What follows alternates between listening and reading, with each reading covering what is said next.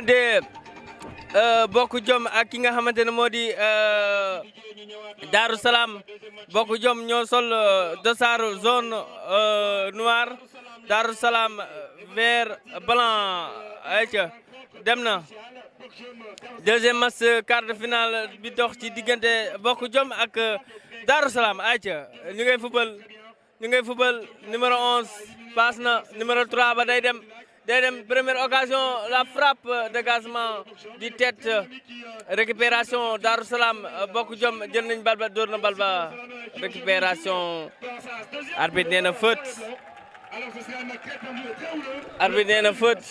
et voilà première faute pour ASC Darou Salam. Les verts et blancs de Darou Salam, match très tendu. Faute pour Darou Salam. Ce sera un match très tendu, mais ce sera aussi, à mon avis, un match équilibré. Parce que la rencontre des glands, c'est la finalité qui compte. Ce sera un choc des glands. D'accord? Donc la finalité, on y attend, on y espère. Ce sera en tout cas Darou Salam 1, Bokk Jom, deux équipes de grosse pointure. Donc là, il ne faudra pas négliger, c'est le quart de finale. Donc là, franchement, je crois, on verra un très beau jeu, un très beau match. Et voilà, un très beau match entre les deux équipes. am na joueur bu nekk à terre. Darou Salam Bokk Jom. Par rapport au capitaine bi lan moo ko jot. gars yi andi nañ ndox ak glace pour damp ko. ndax loolu dina ko doy. arbitre nee na ko ndax baax na. Darou Salam Bokk Jom. nañu ko xool sapeur ñëw na. wala boog Croix-Rouge SOS Croix-Rouge ñëw nañu.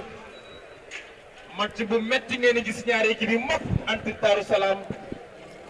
Et bien sûr, il faut rappeler que Darou Salam déjà prend la première place dans la poule B avec 7 points. Donc ça veut dire c'est une équipe à ne pas négliger. Attention à Bokk Jom, parce que là, c'est pas Bokk Jom aussi qualifié avec 4 points. Donc ça veut dire dans la poule D, Bokk Jom 4 points qualifiés face à Darou Salam 1, 7 points. Donc ce sera en tout cas un écart de 3. J'y crois bien, voilà. En tout cas, ce sera un derby pour Bokk Jom, mais aussi une confirmation pour Darou Salam 1 dans cette rencontre. Et voilà, première faute, Darou Salam. Les verts et blancs. Aja dégagement faute bal ba dem na numéro 10 Darou Salam ñoo téye bal ba jox na ko numéro 13 jox ko le capitaine numéro 12 yaa Orzo Darou Salam ñoo hors-jeu. Une équipe Darou Salam qui veut rapidement prendre le dessus. Darou Salam ñoo hors-jeu. Pour le moment, c'est léger, c'est l'observation, c'est la méfiance. Bokk Jom, on va temporiser. Bokk Jom. Quelle action? Il va changer de dégager. Tête. Le ballon en chandelle, la tête repoussée par la défense de Darou, le duel. Faute. La main.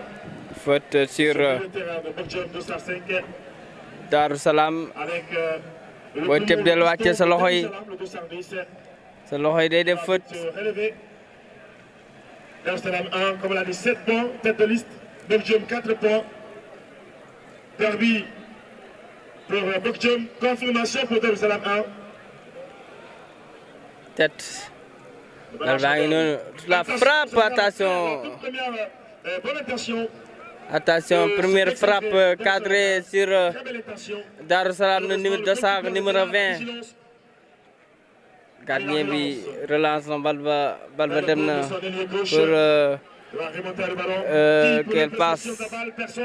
quelle passe waaye kenn néew fa dossard numéro 5 day protégé wu da ngay génnee déedéet numéro 9 ba ñu ngay xeex ñoom ñaar bal ba dem na numéro 10 numéro 9 ñu ngay passante le centre crocheté na ko jox na ko numéro 14 joxaat na numéro 9 quelle combinaison bal ba génn na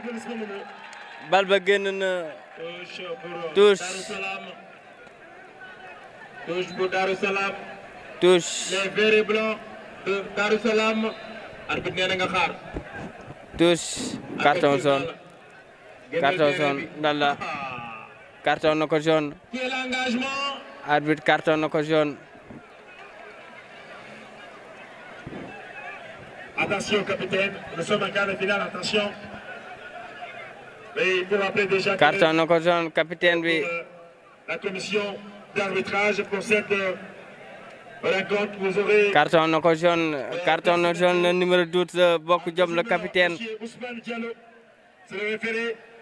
Monsieur Abdoulaye Sow. ayca bal ba dem na numéro 10 day teggi récupération Darou Salam numéro 3 jox na ko numéro 5 ñu ngay xeex numéro 11 bokk jom récupéré na ko jox ko numéro 9 ñu ngay xeex numéro 12 tulli na bal ba génn na tous génn na 6 mètres pour Darou Salam.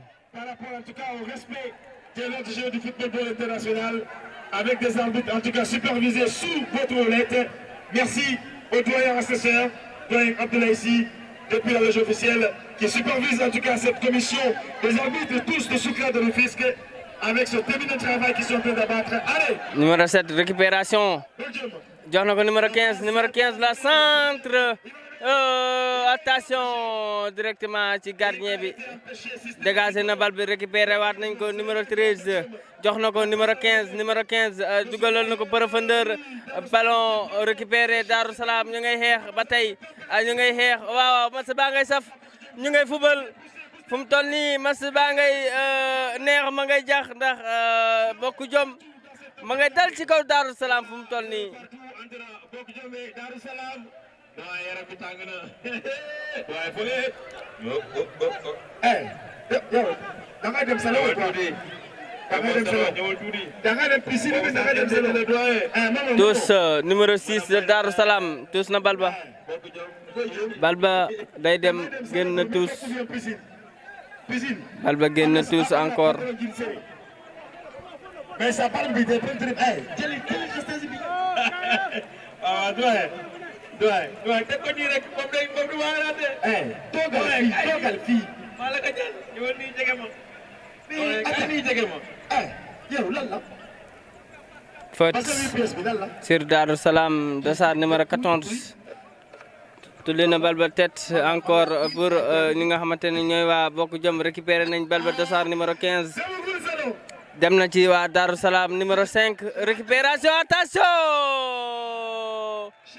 Mauvaise passe la doon def mais attaquant bokk jom naroon na profité ci passe boobu noonu pour lakk caax yi waaye nee na ko doo fi jaar numéro 5 bi récupéré waat na bal ba tous arbitre lu mu wax faute sur Darou Salam faute pour Darou Salam.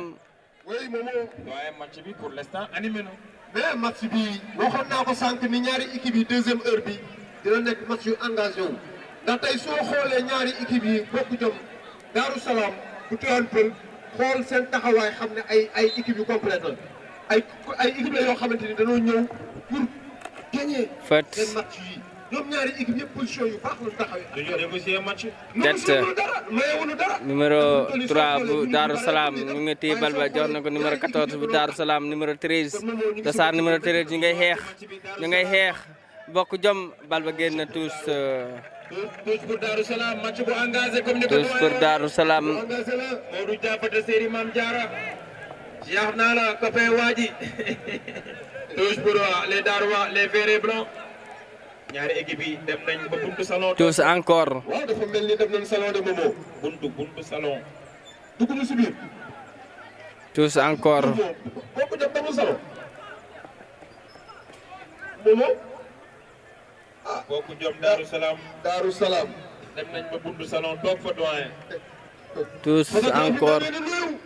am nga nawetaan. loolu fotowul baaxul. programme bon pass wala.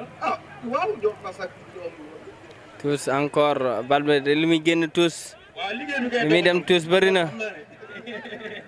pass ngay wax wala kan. ba tey jox na ko day dem laa ilaaha illallaah ñëw na ci gardien ba téye na bal ba jox na ko numéro 4 sama waa ji ñëw na borom café gi sama waa ji borom café gi ñëw na café wala wasak lan la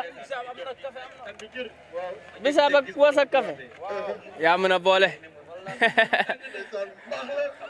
ayca bokk jom jox na ko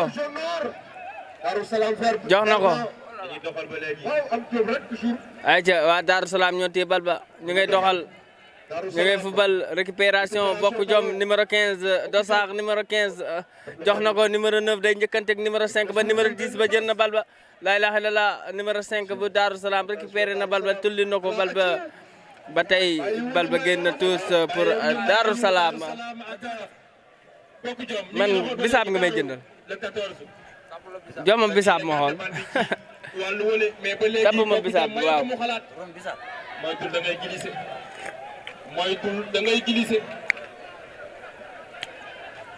Darou Salam ñooy temporiser noonu bisaab bu tàng la loolu la xale di wax trop bisaab bu tàng la Aïcha wax yooyu tet lu bees la xale yee ko génne xale yi maanaam footballeur yi tet fet am na foofu croix rouge daw leen gaaw nu mu daanoo metti na croix rouge daw leen iPhone boo yoree waaw fa lay def glace da ngay dégg maan drop ma ko léegi loolu la gardien yi di jël def ko système de langage bal bi booy dégager bal bi léegi am na tulli am na dégagé am na drop day mel ni daal yow li ngay dégager bëgg ko day mel ni li ngay def bëgg ko waaw da ngay passe boobu seeni mayo la arbitre dégg naa la moom yow da nga yàgg si football non non ñooñu dem nañ ñeneen ñoo ñëwaat ñoom ñoo ko moom arbitre yee ko moom ndax moom moo ko moom kan kii bi mu sol moom moo koy moom loo bëgg mu bokkoo ko liggéey bi daal doxatul mais liggéey bi dox na liggéey bi nga dox Maguette maa ngi lay nuyu Maguette Ndour liggéey bi daal doxatul Maguette Ndour maa ngi lay nuyu waaye waaw bu timis jotee borom Mor joxe njëgu café bul mer ndax liggéeyoo sa bisaab bi suukar ko dafa des kii fi mu toog dafa naaj bi dafa tàngee fële waaw mais fi mu toog man du ma gis jour yi fi mu toog dafa mel ni man damay gis maa ngi lay gis baax na doy baax na su ma sañoon mu puus nii tuuti baax na naaj bi daa tàng Salim maa ngi lay siyaar ba ma ko fekkee stade Abdoulaye Wade waaw bu jam ñaajo laa xam ne liggéeykat la bu jam ñaajo xale yu jërë jàppale ngi waaw ñoom jigéen ju mën góor la moo tax bu naaj bi tàngee day baax nga dugal leen ci kër gi waaw kon baax na nga toog fi ba si kanam et voilà ñu ñëwaat ci match bi rapidement ASC Bokk Jom moo yor ballon bi di essayer jeu à la remouage mais dañuy dafay dégager bal bi amul solution dafay dégager. atia arbitre ne nañu joué ba léegi Bokk Jom numéro 11 le 7 am Diop Joxal Ndiaye le 12 le capitaine 7 numéro 5 bu Darou Salam te dina bal ba dañuy njëkkante numéro 2 bi ba léegi bàyyiwul génnee na ko atia numéro 2 bu Bokk Jom défenseur renversé na bal ba njëkkante baak numéro 9 beeg numéro 5 bu Darou Salam numéro 9 le centre na bal ba tête numéro 12 oh quelle mauvaise passe oh attention dégg nga xale bi lu mu def loolu mooy trop xale bi day def day trop xale bi wane na attention Darou Salam ñu ngay xeex ak Bokk Jom Darou Salam mais touche arbitre nee na faute daa revient ci action bi faute la ñaari équipe yi kenn ku ci nekk indi nga li nga mën ndax li nga nawetaan sa koñ ba egsi fii yaa ngi koy wane ci stade bi ndax tey ci côté défensif milieu bi ba ci kaw kenn ku ci nekk macha allah complet nga ci position yi nga xamante ni fa nga taxawee.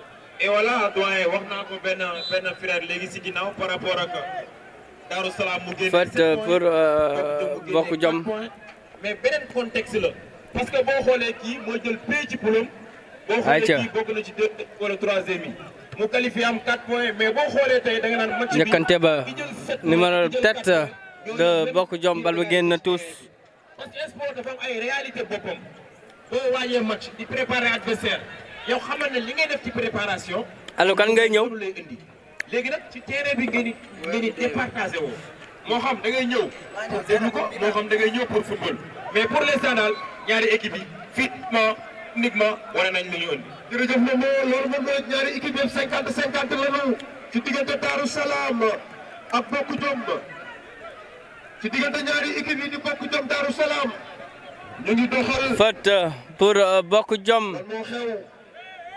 ñu xool nu muy demee. pour Bokk Jom.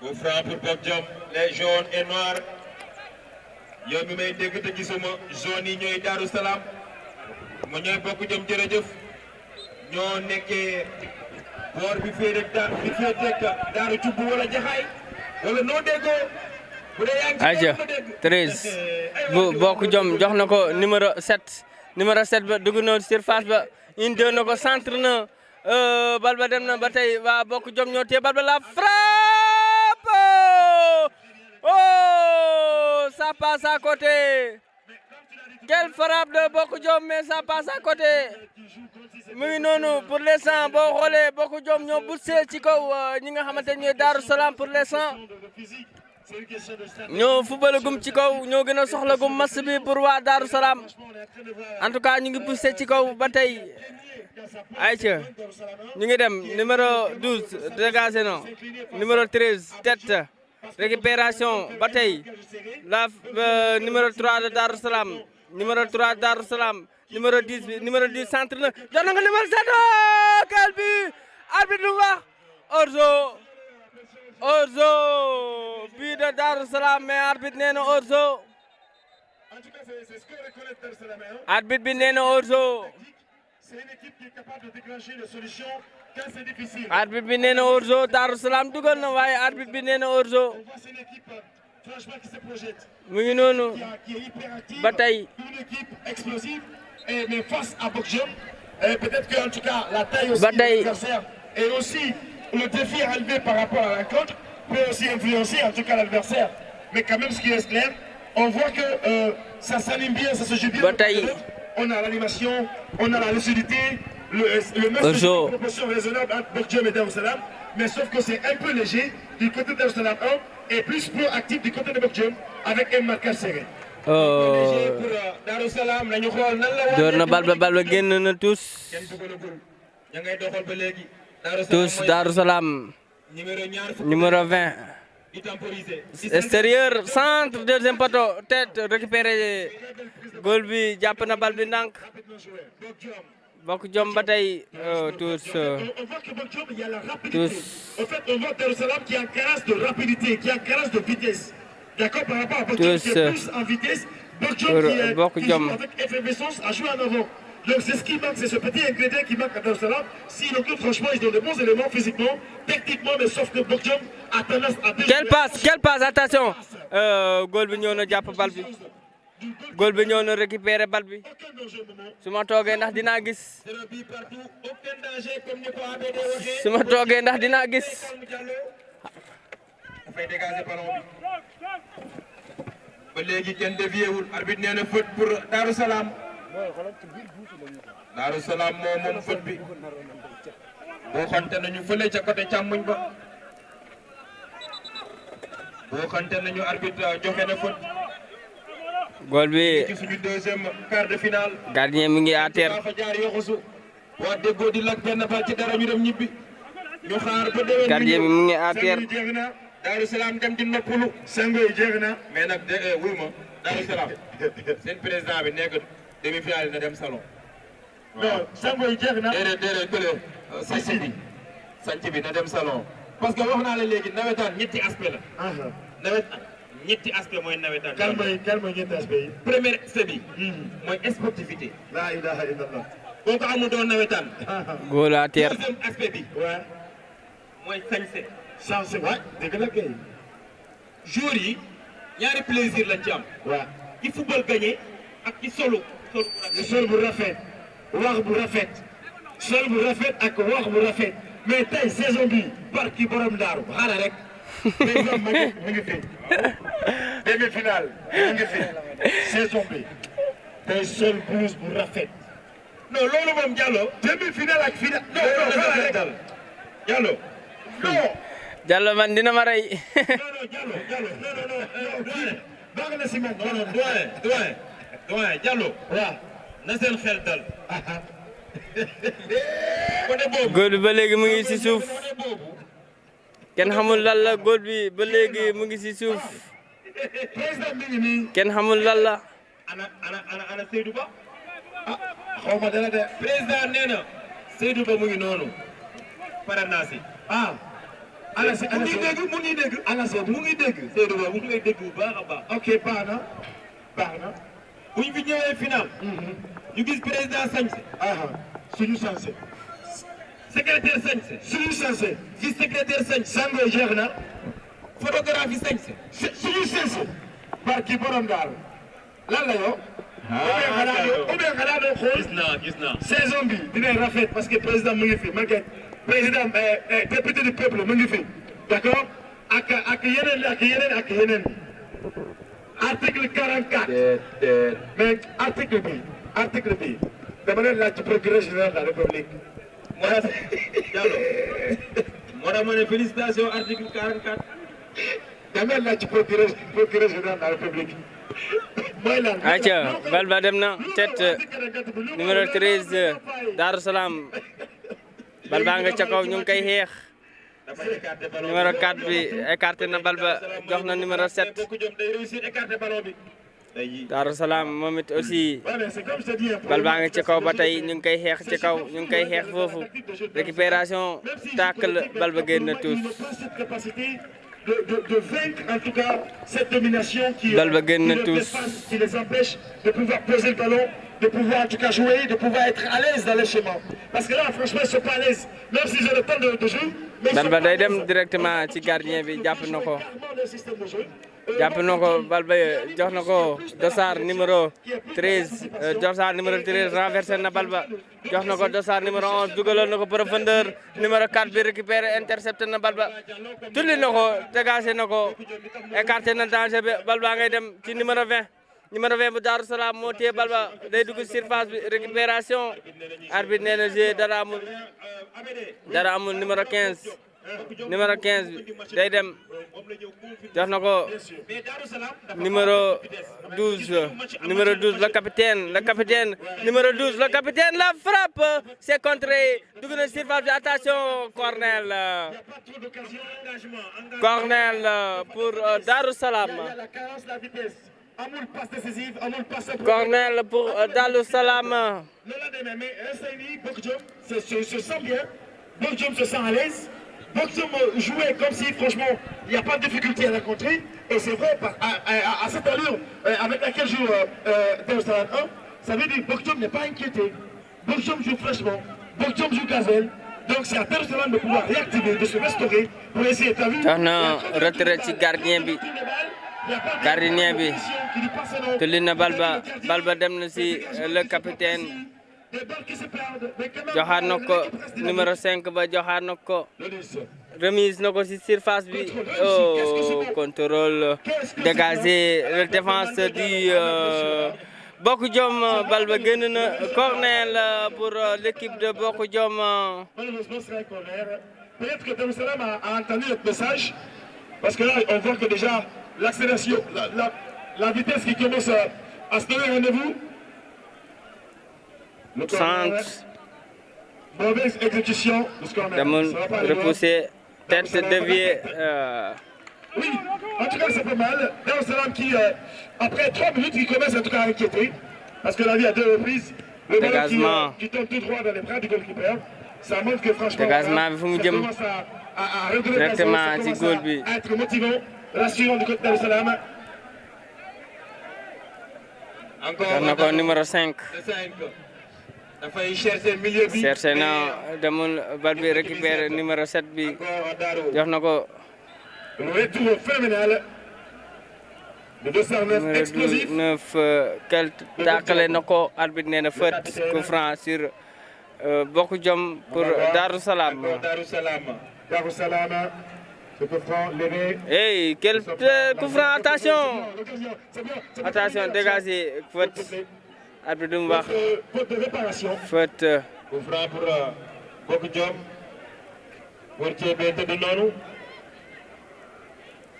Voilà, ce sera une faute de réparation. Et ben, on a vu un excentré qui est entré en collision avec le goalkeeper qui a été franchement inquiété ces derniers moments par ces excentrés de Darou Salam, même si ça n'a pas été facile. C'est pas du tout facile d'atteindre en tout cas le goalkeeper. On voit une défense de Bokk Jom en tout cas qui est facilement franchissable aussi, il faut le reconnaître. Voilà, mais quand même l'axe et les excentrés on voit quand même une complicité entre pour l'instant ñu ngi ci première mi-temps diggante Darou Salam ak ki nga xamante ne moo di Bokk Jom. Darou Salam ñoo sol dosaaru vert blanc yi, Bokk Jom sol dosaaru jaune noir yi. Pour l'instant première mi-temps 0 but partout pour les deux équipes. ñu ngi ci deuxième match quart de finale zone 12A bu Tivaouane Peulh ñàgg Tivaouane Peulh ñàkk rob bu Tivaouane Peulh également première quart de finale bi jàll na mu doxoon ci diggante sanc bi ak ki nga xamante ne moo di Déggo di Lac. sanc bi moo dóor Déggo di Lac 1-0 pour l'instant sanc bi moo qualifié ci kaw Déggo di Lac mu ngi xaar kan lay am ci demi-finale yi mu ngi noonu. Darou Salam ngeen gis ci vert blanc bu am jom. Fët ñi ngi jéem a la ñuy naan coup franc de goal. jéem a étouffer sa adversaire pour jéem a yoxosu. Bokk Jom mu ngay avancé numéro 13 numéro 13 day renversé dugaloon na ko numéro 10 ba njëkkante ba bal ba génn corner la corner pour Bokk Jom. mi-temps bi ndam demagul ndam dikkagul si ñi nga xamante ni dañuy doog a ñëw te xamagul lu xaw corner la pour Bokk Jom. def na benn passe delloo na ko ñu ngay football la frappe repoussé défense de Darou Salam attention coup franc pour Darou Salam coup franc pour Darou Salam. ay demi-finale te kenn ku si nekk demi-finale bu ko waxee finale moo ciy topp te fi mu toll nii kenn ku si ne ñii dañoo génn 6 points 7 points ñii génn 4 points kon soo génnee 6 points wala 4 points jël sa poule premier wala deuxième tey doon nangu match bi nga wanteer ko si 0 kon moo tax enjeu match soo xoolee ni mu demee kenn mayewul dara si ñaari équipe yi mënoo. Et voilà si ñaari équipe yi on revient ce sera un dégagement dégagé dévié par la tête qui va mourir en touche. Pour rappeler déjà que nous disons grand merci à monsieur Ousmane Diallo, le référé de tous Darou Salam numéro 20 récupération Bokk Jom numéro 15 jox na ko numéro 10 récupération Darou Salam numéro 3 jox na ko numéro 6 dégagement di numéro 13 Bokk Jom jox na ko le 5 ñu ngay dem tête de Bokk Jom dégagé encore Darou Salam yéen ñaar la wax leen dans la surface la frappe oh sur le poteau la meilleure deuxième poteau encore qu'est-ce qu'il va faire oh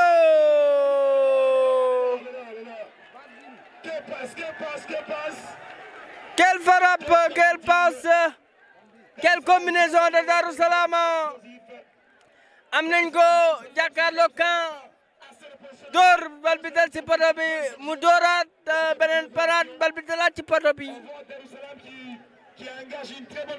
Darou Salam moo am occasion yooyu noonu Darou Salam moo door occasion boobu noonu c'est les espaces à optimiser, à maximiser. C'était très bien cette ouverture. Malheureusement, à 2 tentatives, le poteau sauve en tout cas Bokk Jom encore de cette houlette, de cette descente tragique. Poteau moo sauvé Bokk Jom sauvé waat Bokk Jom. Oh. En passe décisive, en animation de jeu, elle est mieux placée avec 4 points face au premier de cette poule. Darou Salam. Nawetaan ngoog. Franchement, il y a pas match. Non. 2 occasions. Nawetaan ngoog. 2 tentatives et le ballon. Bokk Jom sauvé par le poteau. Et voilà Diallo, 2 tentatives, 2 Goal bi li muy daanu bëri na. Qu'est-ce qu'il est bien joué, le excentré de Darou Salam. Mais pour moi, goal bi li muy daanu bëri na. Ouais, je peux dire que c'est un manque de lucidité, mais aussi, au fait, il n'a pas su. Il avait l'espace. Il avait le temps. Mais le deuxième tir. Ouais, le deuxième tir. Pour moi, c'est cadré forcément parce que. Goal bi mu ngi tëdd. Bien sûr. Défenseur bi xamatul football bi nekk. Ouais, il connaît pas. Mais Diallo, il connaît pas. C'est un peu ça aussi le danger. Malheureusement, il a manqué de justesse de pied. Le deuxième tireur, il a manqué en tout cas de justesse de pied. Sinon, voilà, tirer ce ballon juste vers l'angle de l'autre côté. Il a tiré le ballon en direction du goalkeeper, du gardien. Sinon, les deux côtés, angle droit, angle gauche, il pouvait le placer soit intérieur du pied ou extérieur du pied. Voilà, pour pouvoir placer le ballon selon les deux angles. Mais il a tiré le ballon, il a frappé le ballon en direction du gardien. Et voilà, ñu xool par rapport ak gardien bi. Gaa yaa ngi koy xool waa Croix-Rouge yi ngi koy xool. Amul arrêt. Day daw rek amul arrêt comme ni ko APD waxee. Day daw rek. Moytu leen. Bokk Diom moytu leen de amul arrêt day daw rek Darou Salam moytu leen de. Voilà, moytu leen. Deux occasions, am na possibilité, am na espace. Optimiser ko, am na temps, optimiser ko, am na lucidité, optimiser ko. Mais sinon, Darou Salam risque en tout cas, même s'il y a moins de possession de balle, moins de perception, moins de protection, mais quand même, elle risque de corriger Bokk Diom. Parce que là, c'est une correction que Bokk Diom a échappé. Ça a été une correction tragique. boo xoolee góol bi nag bi mooy 3e fois bi nga xamante ne mu ngi à terre dañ koy gaañ wala boog mu blessé. mais ABD comme ni ma la ko waxee léegi gis nañu Darou Salam 3 fois bu xaw a timide parce que pour dire vrai Darou Salam gis nañ ko ci phase de poule yi dafay am ay profondeur yu muy église excentré yi ñuy daw mais pour l'instant tey gisaguñu ay profondeur yu bari yoo xamante ne jóge na ci milieu terrain yi jëm si excentré yi doyen. waaw mais moom soo gisee équipe yi dañoo nekk si fait boo xamante ni tey soo xoolee tournoi bi ni mu demee tey mën nañu 3 matchs 4 matchs génn nañu ñu ngi si quart de finale yi soo xoolee tournoi bu métti la tey boo xoolee 6 points la génne 6 points yi yëpp chaque jour match wala chaque match boo xamante ni bi muy fubal match bi muy fubal du bokk ak bis topp 7 points la génne kon moom mu wëlbatiwaat équipe am ba nga xamante ni tey day fubal boo xamante ni fubalu ko woon. waaw Bokk Diom ñoo génne 4 points waaw mu nekk nag match yoo xamante ni match yu mayewuñu dara daal ñoom ñaari équipe la yoo xamante ni daal kenn mayul sa morom dara daal. et voilà doyen ñaari équipe yi du ñu mayante dara parce que xam nañ ne match qualification la bu ñu gisee zone 12 finale yi ni muy mel da ngay bëgg bokk ci fête bi. boo ñëwee ba quart de finale egsi nga ci kër gi. mu des ubbi buntu bi. ubbi buntu bi nag tey la ñuy xam kan mooy ubbi buntu bi ci ñoom ñaar. mais nag xam nga finale day fête la mooy suñu réew tey bu 4 avril excès tey bu 4 avril excès loo bëggoon Sénégal da ngay gën a bëgg Sénégal. bëgg réew mi da ngay xool takk der yi nañuy solee seen tenue yi. da ngay gis armée bi ni muy taxawee. da ngay gis police ni muy taxawee da ngay gis sapeur pompier ni muy taxawee da ngay gis croix rouge ni muy taxawee da ngay gis ñi nga xamante ni tey ay citoyen la ni ñuy defee tenue yi kon fête la fête la kenn ku si nekk si ñaari équipe yi bëgg nga final te kenn ku si nekk soo xaree sa demi final nga siy xool. kon moom moo daal ñaari équipe yi gàcce ngalaama. maanaam bi dugub mbagg boo xool ci xol bi. waaw mais magasin nga say fekk. mais moom mooy jërëjëf. ay doyen Salimata maa ngi lay nuyu photographe. lu mu camérawul baaxul. dégg nga non mais lu mu camérawul baaxul lu mu photowul baaxul. jërëjëf yaa ngi sama kanam waaye maa ngi seetaan tas bi maa ngi lay gis Sali maa ngi lay gis de wallahi maa ngi lay gis. attention coupe am naa ci yow lan. Aja match baa ngi noonu Bokk Diom numéro 14 numéro 10 bu Bokk Diom ñu ngi doxal ba léegi. récupération numéro 9 tey xeex arbitre lu mu wax y a rien attention ñu dem un joueur de Darou Salam qui se trouve de l'heure. ñu dem attention am na joueur bu nekk à terre du tàqala dañoo tàqalante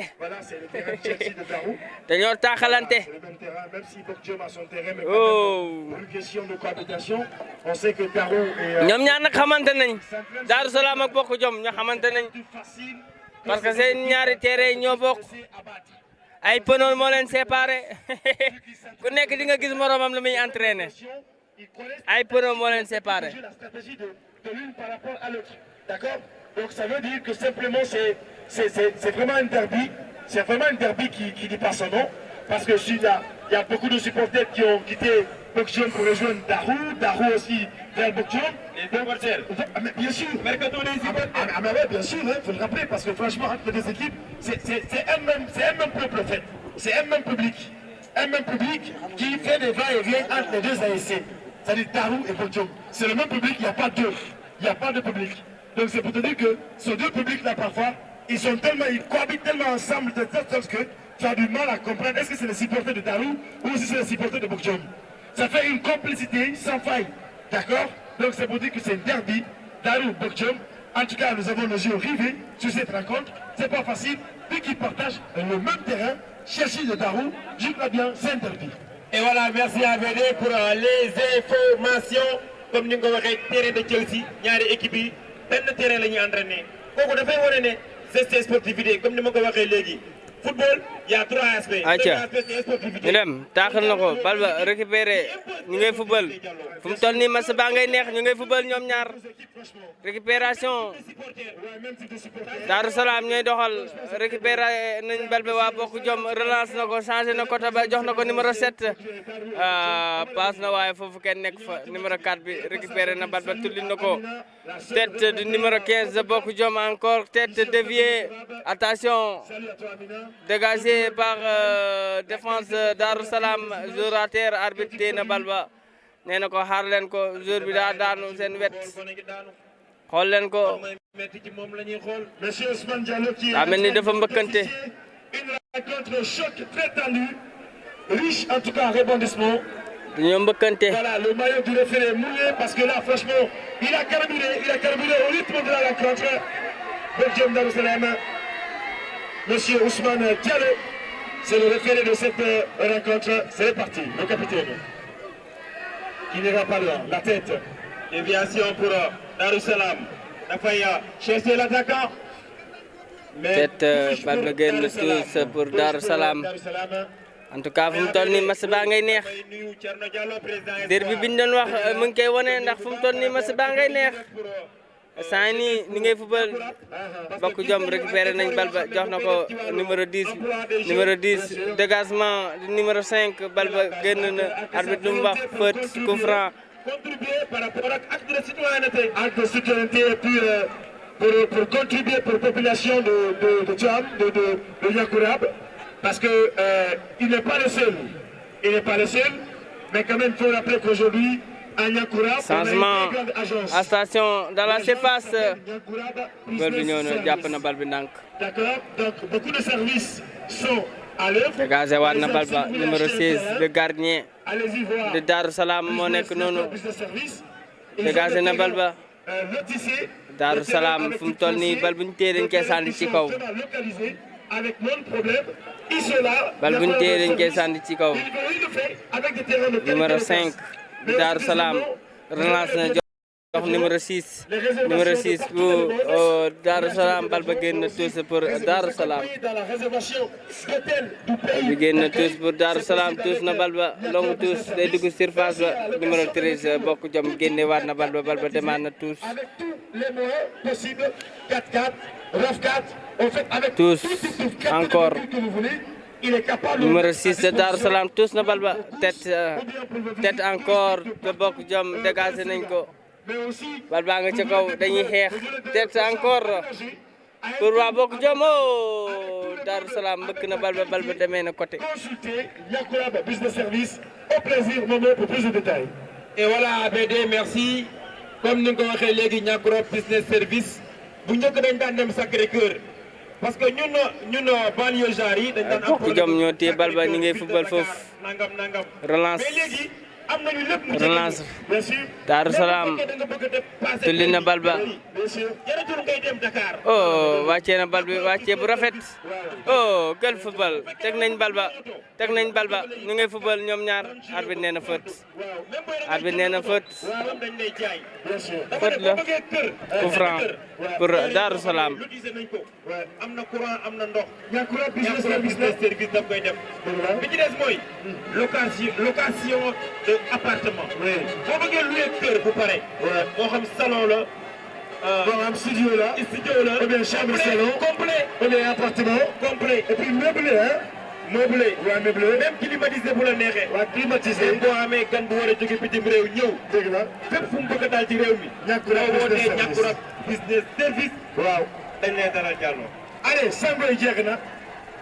On revient. 0 partout entre ces deux équipes. de la même localité, qui partagent le même terrain d'entraînement, Chelsea de Darou Salam. Et jusque-là, le score reste nul et vierge. Ça se joue, c'est tendu. Récupération Darou Salam day dem numéro 12 le capitaine dugg na surface ba récupérer nañ bal ba numéro 4 bu bokk jom le défenseur jox na ko numéro 9 oh récupération waa Darou Salam tulli nañ bal ba nga ca kaw. Qui montre une fois encore sa prouesse face à Bourdiom qui commence à baisser de rythme. Attention Darou qui joue Darou Salam attention dugg nañ surface ba day dem attention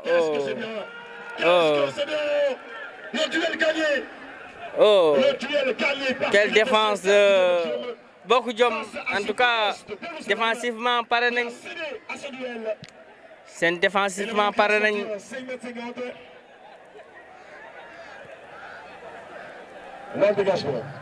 Quelle passe du gardien numéro 13 jox na ko day dem njëkkante la góol bi génnee na ko tous gardien bi génnee na ko tous. Génnee na ko tous. Oh quel centre. Arbitre lu mu wax hors-jeu. Esprit de fair play, de sportivité. Hors-jeu. De cohésion sociale. Qui fait preuve en tout cas signe de maturité sportive entre les ASC Darou Salam et Bokk Jom. Darou 7 points, Bokk Jom 4 points, mais qualifié quand même, il faut le reconnaître. Tous hors-jeu. C'est parti Abdoulaye. Merci Diallo, merci Momo. ci wax bu am solo ji nga wax. hors-jeu. Diallo mi nga xamante ni tey dëkk si dëkk bi di jëriñ dëkk bi nag. indi li nga xamante ni tey moom la koy mooy teraangam. tête wërsëgam. bal ba fu mu jëm protéger na ko bal ba génn tous pour Bokk Jom.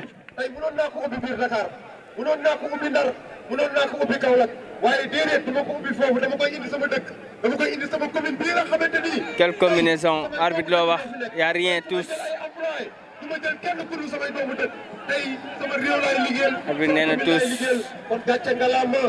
pour Darou Salam. li nga xamante ni yaa ngi koy def si réew mi di ko def si commune bi am na solo yal na yàlla barkeel li si des jërëjëf dégg nañu attention. le numéro 7 de Bokk Jom day dem arbitre lu mu wax arbitre lu mu wax hors-jeu Bokk Jom da ngeen a hors-jeu te. ndax dëkk boo ci nekkee da ngay jëriñ dëkk ndax tey lii nga xamante ni tey sport bi wane na ko Gana Kebe bàyyi Gana Kebe tey lii tey bayal la woon tey lii tey kenn xalaatul woon ni tey dina nekk stade municipal boo xamante ni tey doomu dëkk bi ñoo fi football. Quelle relance. Déviation tête dans la surface attention. hors-jeu. Attention. Attention hors-jeu la waaye bal bi da doon dugg arbitre tiré hors-jeu mu ngi noonu ñu ngay football Darou Bokk Jom teg na bal ba tulli na ko 13 Darou Salam récupéré na bal ba waaye le capitaine Bokk Jom 13 Darou Salam relance na day dugg surface ba déedéet numéro 14 di Bokk Jom moo téye bal ba génnee na ko tous kon ñooñu ñëpp dañoo ànd di liggéey boo xam liggéey bu mucc ayib la. génne na bal ba tous pour ñi nga xam ne ñooy waa ñooy waa Bokk Jom mooy Darou Salam autant pour moi. Le capitaine numéro 12 de Darou Salam day dem perte na bal ba. def location du football maa ngi wax ci micro bi di leen wax def leen ndànk suñu stade bu leen ko yàq. parce que ñun ñoo fi nekkoon Kër Massar abbi suuf. mu ngi noonu gis nga nit bu avancé moom dafay nangu ne am na avancement. mu ngi noonu jóge nañ fii nawetaan président du ma bàyyi ma fen dem terrain Kër Massar ci suuf si di football mais tey ñoom ñoo ñëw suñu commune luye di fay di football. ma yor micro bi di leen wax mooy tey bu leen yàq suñu stade bi dañ leen a abal. kon loolu xale yi dañoo war a xam ne lii ñuy xeeb. valeur bu am solo ayca ñu ngay xeex diggante Bokk Jom ak Darou Salam ñu ngay xeex foofu dañuy xeex match bi derby la mënul ñàkk xeex la dañ koy xeex dañuy xeex arbitre bi nag daa mel ni muy sifflet bi foorul de wala boog bu dee sifflet bi foor na sifflet bu baax parce que fu mu toll nii joueurs yi fu mu toll nii seen neer yi day commencé tàng duñ dégg. yokkal demi-finale interzone yi parrain bi Babacar Seck la waaw moom mooy premier cabinet du maire Babacar Seck di Papis bi nga xamante ni doomu commune bi la te dëkk si dëkk bi Babacar Seck nag di nit ku baax di koo xamante ni borom yi jaloore la borom yi melo la ndax doomu dëkk bi la moom it di doomu commune bi bëgg commune bi lool di si liggéey lu am solo ànd ko monsieur le maire kon daal xam naa ni interzone boobu daal demi-finale yi dina mel ni bàccum gerte daal. waaw non déggoo moom fay jaar ak Darou Salam ba tey joueur à terre bu Darou Salam en tout cas pas mal de supporters ici stade municipal bu Niakoulrop bokk jom mobilisé wu nañu jeunesse bi daal di ñëw Darou Salam aussi def la même chose mobilisé ay supporters am daal di ñëw en tout cas mu ngi noonu temps additionnel baa ngi noonu ak quatrième arbitre di signaler 3 minutes de temps additionnel 3 minutes de temps additionnel kon dara warul mën a jar ngay am leneen benn violence booy indi. 3 minutes de temps additionnel. ñooy naan ci ndox ataaya ñooy bokk benn kër boo xam ne ñoo fay toog. nee nañ ma ñaari jours yi. oui bitigu Babacar dañuy toog di waxtaan. waaw xoolal loolu. mais loolu doy na waar. loolu xam nga loolu. 3 minutes de temps additionnel. bal baa ngi noonu. ñaar ñi nga xam ne ay doomu ndey bu pare tey ñuy football seen biir. tous. bu match bi jeexee ñu àndaat koñ ba toog di leen ataaya. oui kon du ma jaral man may sànni xeer wala may toj. kon daal supporters yi daal nañu dégg li ma moo wax. tous. supporters yi nañu dégg li ma moo wax ndax ñii. bokk jom ñooy jeexal bal bi pour l'instant le capitaine numéro 12 jox na ko numéro 14 joxaat na ko numéro 12 ñu ngi combiné foofu noonu dañuy def sortie de balle non non waa Darou Salam récupéré nañ bal ba numéro 13 day xeex dégagement attention numéro 20 de Darou Salam moo téye bal ba rey na ko day dem am du dem arbitre lu mu wax arbitre nee na faute sur Darou Salam bokk jom ñoo am faute boobu noonu en tout cas mu ngi noonu ba tey Ibrahima maa ngi lay nuyu ba tey Darou Salam numéro 14 moo téye bal ba jox na ko numéro 6 bal ba génn na tous numéro 7 de bokk jom récupération numéro 6 yow it ñu ngi lay fay.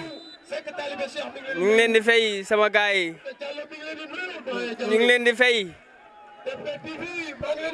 ayca maa ngi leen di fay yéen tamit jaajëf fi ngeen ko jàpp foofu la mu ngi noonu coup franc numéro 10 de Darou Salam peut-être dernière occasion de ce première période coup franc attention la frappe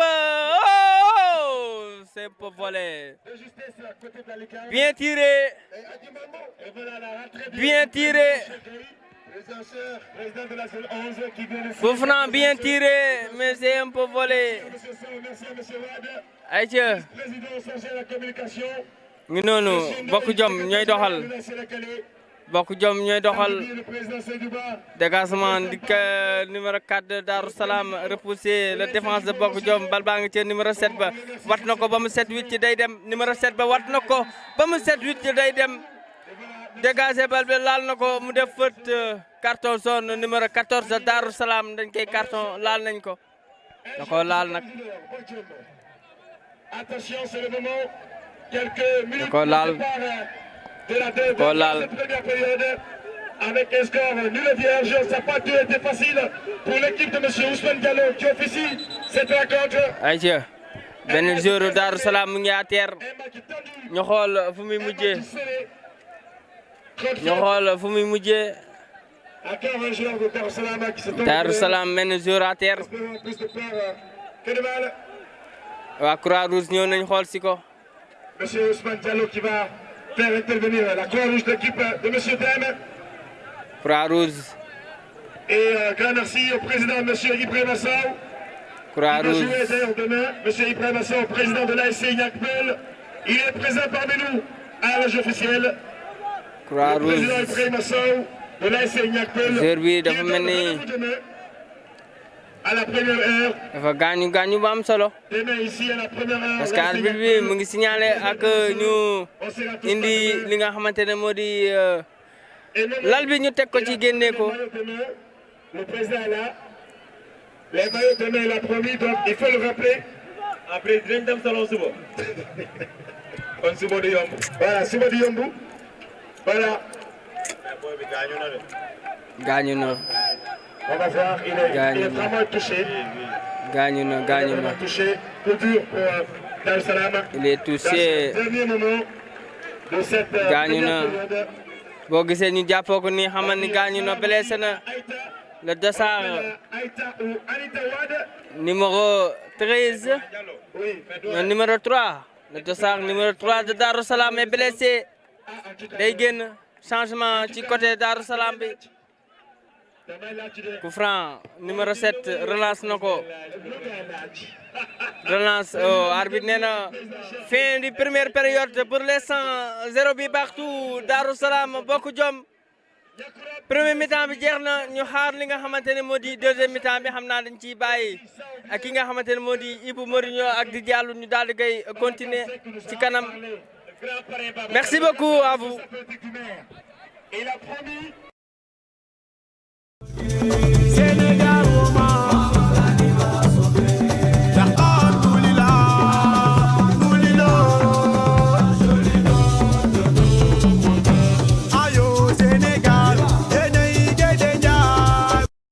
Donc, amis spectateurs, voici la reprise de la seconde période. On s'excuse pour faire vivre les premières minutes de cette seconde période, mais vous avez raté que peu. C'est parce qu'on joue pratiquement la première minute et 30 secondes. Donc, on va assister à cette deuxième période. On va remercier Saddam qui était là durant les 45 premières minutes. Saddam qui est parti se ressourcer un peu et revenir. Donc, comme vous l'avez suivi, il y a Bokk Jom habillé de jaune et noir et l'ASC Darou Salam habillé du vert et du blanc. Mbokk téléspectateurs balaa loolu ñu nuyu leen rek sant leen gërëm leen ci dalal bi ngeen ñuy dalal saa su nekk ci seen biiri kër wala ci nga xam ne mooy plateforme digitale yëpp ñi ngeen ñuy seetaan TP TV. Donc, amis téléspectateurs, bonsoir et ravi de vous retrouver. La première période a été assurée par Saddam qui sera là d'ici quelques minutes. Inch'Allah Rabbi, il est parti se ressourcer, prendre quelques collations. Depuis la première rencontre, il était là. Donc on va assister à cette rencontre qui l'oppose l'ASC Darou Salam vêtu du vert et du blanc et l'ASC Bokk Jom jaune et noir, leurs couleurs habituelles. Donc position pour les jaunes et noirs, le dossard numéro 7 qui essaie de combiner avec, attention, ils vont essayer de combiner avec le capitaine qui essaie d'alerter le numéro 7, mais il va protéger le numéro 5 de Darou Salam. C'est une opposition des deux équipes de différents styles. Darou Salam avec une équipe expérimentée qui a des joueurs qui ont déjà fait pratiquement 1, 2, voire même 3 années dans la compétition. Et l'ASC Bokk Jom, on voit une jeune équipe de l'ASC Bokk Jom, mais accompagnée aussi par quelques anciens. Donc, on va le dossard 18 va faire son entrée à la place du dossard numéro 11 qui n'est pas content, mais il va céder sa place. Il a fait vraiment un guerrier. On peut même dire un changement matinal pour la seconde période. Le numéro 18 qui va faire son entrée tout de suite, qui est à la demande, qui récupère la balle. Le dossard numéro 18 qui joue avec son capitaine. Le capitaine qui essaie de jouer devant, mais il va trouver la défense, le défenseur qui dégage loin en touche. Le numéro dossard numéro 5 de l'ASC Darou Salam. La force ou bien la détermination, mais plutôt donc comme nous ko gisee rek ASC Bokk Jom moom touche bi noonu ñoo ngi noonu di jouer ak benn coéquipier da koy essayer de centrer, mais ça sera difficile, ça sera une sorte de but pour l'ASC Darou Salam. Comme nañ ko waxee rek ASC Darou Salam mu am ay joueurs yi nga xam ne ay mag lañ yàgg nañ football mu ñu janook ay xale yi nga xam ne tey ASC Bokk Jom ñoom ay xale lañ, mais tamit am ñaar ak wala ñetti mag ñi nga xam ne dañuy leen di gunge. Donc mu doon style yi nga xam ne dafa différent. mais da ngeen assez rek benn match mais aussi sans autant oublier c'est un derby comme on vous l'a dit lors de la émission qu'on faisait la fois dernière sur la TPDB. Les deux équipes, le terrain d'entraînement sont séparés juste par une ligne déterminée par des pneus, donc on peut même dire par des polos. Donc ils s'entraînent sur le même terrain. Les deux ASC, donc c'est un derby, c'est un choc, donc c'est pour cela que c'est pas facile. moo tax match bi di yomb ñoom ñaari ASC yëpp ñi nga xam ne tey ñoom ñoo bokk pratiquement même terrain bi ñuy entraîné moo tax match bi di yomb de. acca que Franc bi Darou Salam moo ko moom noonu dañuy teg xool fan lañ koy jéem a jaarale. dañ koy jouer devant ça sera pour pour la défense de l'ASC Bokk Jom ñoo ngi noonu dañ koy jéem a génne. Attention, des jouer subtilement, très bien joué pour le défenseur. Attention, ballon joué devant, mes déviations, mais ballon récupéré. Il va dégager en chandelle, ballon récupéré par le capitaine de l'ASC Bokk Jom qui combine avec le nouvel entrant, le numéro 18 qui va écoper la faute. Qui va récupérer la faute sur ce coup. Impressionnant et vraiment étonnant. C'est vraiment étonnant pour Darou Salam face à Bokk Jom qui n'arrive pas du tout à pouvoir Darou Salam. Donc Bokk Jom moom noonu bal bi que Franc bi numéro 18 bi moom mooy joué noonu attention il joue avec le numéro 15 qui va essayer de jouer dans la surface hors-jeu monsieur l'arbitre. Nul était même ce hors-jeu, en tout cas il allait conduire ce ballon autrement parce que lui-même même l'arrêt de balle n'était pas rassurant. Il a fait ñoo ngi noonu dañ koy doxal ndànk. Nul était en tout cas même le plan d'Ismaël Fagnon, je crois bien que ce ballon allait passer à côté. À travers son arrêt de balle qui n'a pas été franchement précis. waa Darou Salam ñoom moom noonu seen gardien moo teg xool fan la koy def da koy def devant mais bal bi ci rond central bi lay yem toujours waa Darou Salam ñoom moom les verts et blancs il essaie de combiner le dossard numéro attention il joue de l'autre côté attention la passe ça sera pour le portier heureusement. Le dossard Darou qui a démissionné de l'action, sinon voilà. Heureusement pour la défense de l'ASC Bokk Jom, c'était une très belle passe en profondeur pour les joueurs de l'ASC Darou Salam. Le gardien qui dégage l'un devant, ça sera pour qui? Ça sera entre deux mais ballons récupérés. Faute du monsieur l'arbitre sur le dossard numéro 12 de l'ASC Darou Salam. Ñoom moom que Franc ba noonu. Ballon rapidement joué le nouvel entrant du côté de l'ASC Darou Salam, le numéro 8 qui essaie de jouer avec son numéro 13. Ballon mal contrôlé. Par le numéro de sa numéro 13, ça sera une sorte de touche. Lu ci def bëriwul da koy joxe touche bi arbitre touche bi nee na touche bi baaxul da nga dox.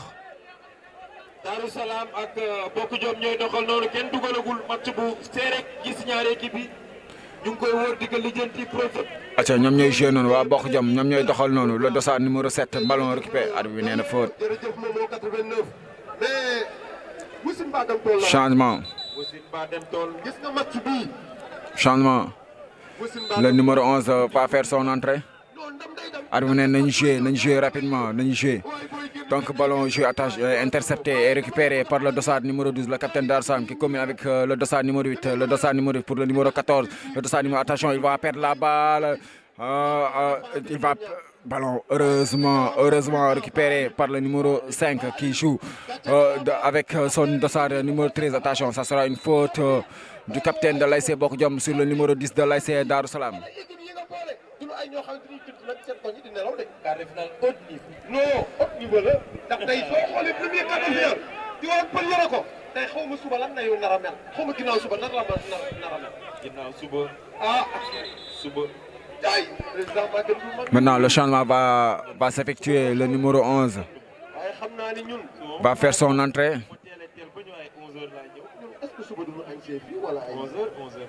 Le numéro 13 qui cède sa place au numéro 11 que Franc jouer attention dans la moitié. Mais ballon dégagé de la tête, mais toujours le danger est présent, mais récupéré. Attention, ça sera une contre-attaque. Il va marcher sur la balle, non. Il va jouer de l'autre côté, oui. Il va finir par trouver le dossard numéro 9 de l'ASC Bokk Jom. Il va prendre tout son temps pour trouver un de ses coéquipiers qui cherche à combiner en 1-2, mais ballon mal jugé par le coéquipier. Attention, en contre-attaque, toujours, ça va vite pour l'ASC Darou Salam. Attention aux abords de la surface, il va essayer d'entrer dans la surface. Attention, ça sera une faute et carton.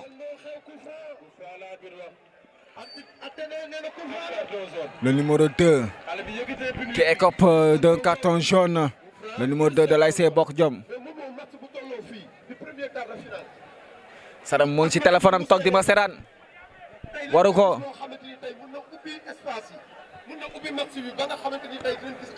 Donc c'est un pur derby ah derby la ñaari équipe yi kenn du may sa morom dara moo tax ngeen gis match bi dafa tëju. match bi daa tëju dëgg toujours ku nekk day jéem a jouer sa moitié de terrain mais heure boo demee zone adverse rek da nga fay fekk benn bloc boo xam ne c'est bien défini par les deux coachs. Il y a beaucoup de communication aussi des coachs.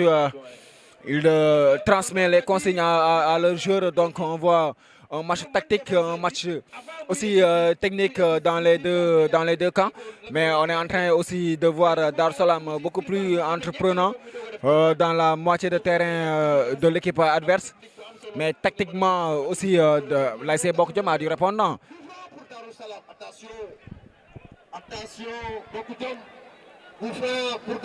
Donc Darou Salam moom coup franc bi noonu dañ koy teg le dossard numéro 10 qui prend tout son temps, qui prend de l'élan donc pour pouvoir voir là où il va mettre le ballon.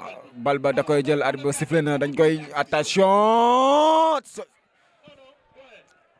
Une tête non cadrée du dossard numéro 7 de l'ASC Darou Salam, mais ça pouvait faire mouche à la défense parce qu'il était seul derrière. Ballon joué rapidement.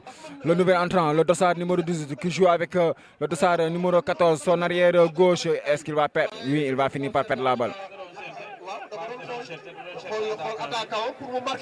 Mais peut-être lui travaille nañ ko entraînement. Oui. Parce que souvent boo gisee bi mu tëddee ballon joué. Attention, ballon corner. Corner pour Darou Salam. Corner pour Darou mu ngi pousse pour Darou mi ngi pousse. Darou Salam qui est en train de mettre la pression sur la défense de l'ASC Bokk Jom. C'est un corner pour l'ASC Darou Salam qui sera toujours exécuté par le tireur habituel, le numéro 10 qui va centrer dans la surface. Ça sera renvoyé au premier poteau par la défense. Attention, ballon récupéré par le capitaine qui transmet au nouvel entrant, le numéro 18 en contre. Attention, il a mal joué le coup. Le numéro 18, il pouvait mieux faire. D'être arbitre bi juum na de. Mais c'est le maître du terrain. Attention, touche rapidement joué. Le numéro 10 qui essaie de jouer avec le numéro 7 dans la surface. Attention, ça sera une faute. Bien belle défense du numéro 4 de l'ASC Bokk Jom. waaye noo déggoo moo war a dajeeg Darou Salam ci interzone bi demi-finale. waaw muy match bu am solo match bu rëy nag. final la nag. ñoo ngi noonu ñoo ngay doxal waa Bokk Jom ñooy doxal noonu. Le numéro 2 mooy noonu. Attention, ballon joué, le numéro 9 qui va essayer de garder la balle, qui joue avec son coéquipier. Attention, toujours aux abords de la surface, il va centrer et il sera contre, ça sera corner pour l'ASC Bokk Jom.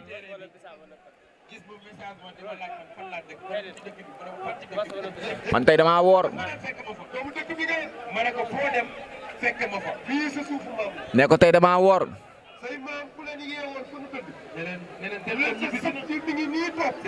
Corner baa ngi noonu waa Bokk Jom ñoom ñoo ko moom.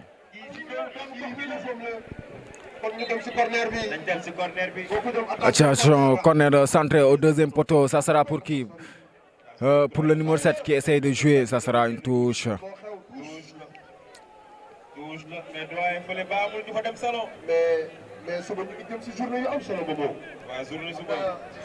Ñoo ngi noonu waa Darou Salam ñoom moom bal bi toujours day génn à touche encore pour ñoom.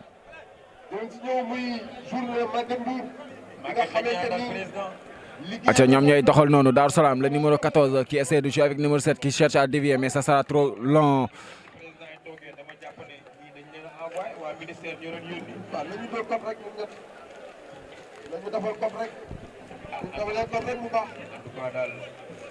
Alu gërëm nañ la.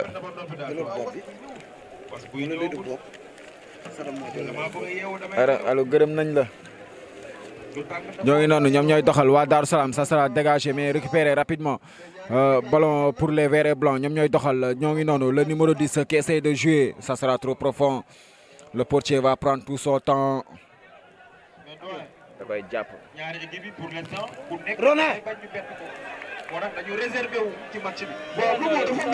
Ballon joué, toujours les jaunes et noirs. Attention. Nous avons dit que Dar Salam, nous avons combiné de jouer. Il va essayer de jouer de l'autre côté. Il va trouver son coéquipier. Oui, le numéro 11, le nouvel entrant. Il va essayer de travailler son vis-à-vis. Attention, le numéro 11. Le numéro 11 perd le ballon. Il perd. Dar Salam, Bokk Jom, nous avons attention, quel contrôle. Il a éliminé son vis-à-vis. Mais ça sera pour le potier. Nañ doxal xale yi la ñu naan bul topp yaram bi acca ak qualification bokkul xam nga lii qualification la parce que poule mën ngay calculer waaye lii amul calcul faute la touche lay doon touche exécutée rapidement attention ballon joué pour le numéro 7 qu'est-ce qu'il va faire il va essayer de travailler il va chercher à centrer le numéro 7 attention le numéro 7 toujours ça sera une touche pour l'ASC Bokk Jom. kon lii nag match la boo xamee ne match bu am enjeu la. match bu nii rek la mën a demee ah. changement nii rek la mën a demee. changement pour Darou Salam. changement pour Darou Salam. ballon joué dañ. ñu ngi doxal ba léegi Darou Salam. acca waa Darou Salam moo récupéré ballon passe bi c'est une mauvaise. bal bi dafay génn touche. c'est une touche pour l'ASC. remplaçant changement pour Darou Salam. changement. am na kuy génn. Le dossard numéro 2 va faire son entrée.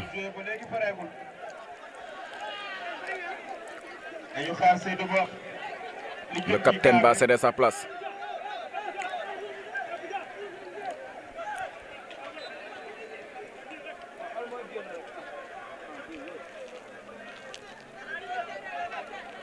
Arrêtez le jeu. Changement sortant de sa 12. Capitaine Bekel. Arbitre du jeu 12 pour Bokk Jom. Atcha, touche pour l'ASC Bokk Jom. Il va essayer de dévier, mais il va trouver personne là-bas.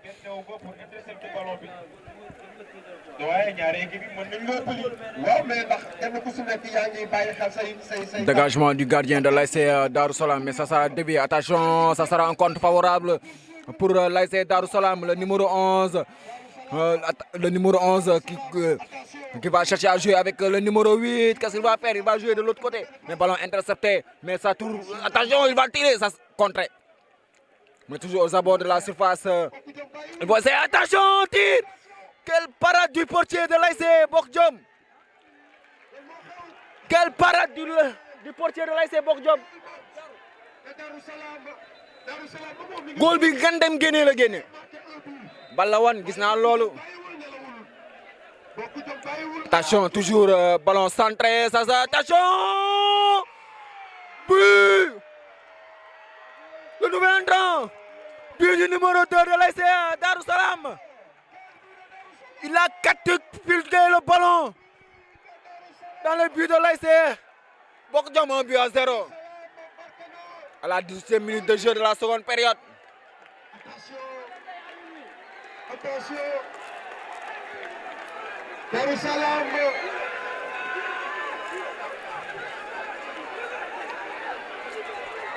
Numéro 20 moo ko dugal. Numéro 20 Darou Salam. ala accu ñaari équipe yi mayante wuñu dara. Le numéro 20 qui marque. L'unique but actuellement.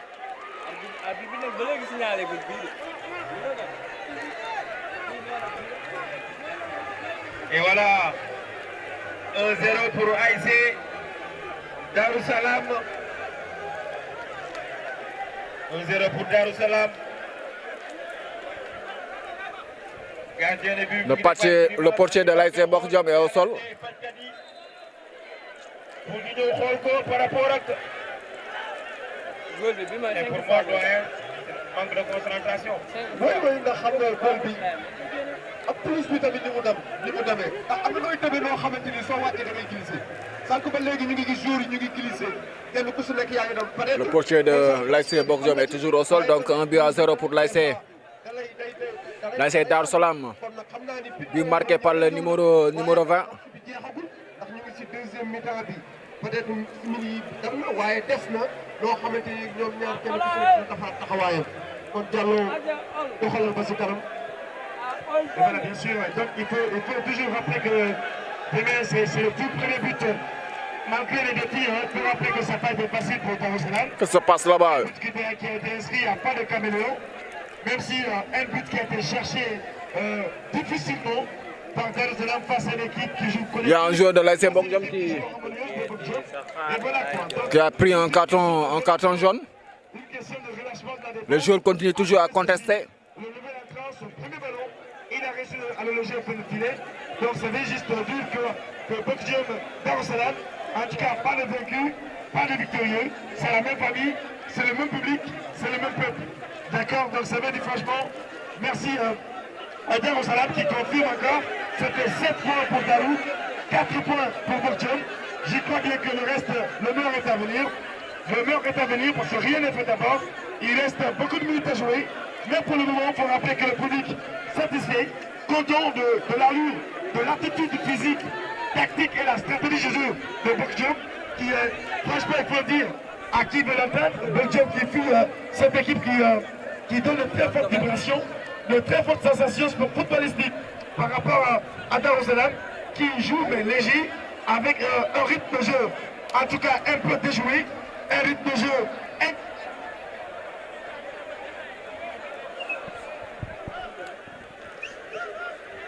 Le portier va se relever et le jeu va reprendre d'un moment à l'autre.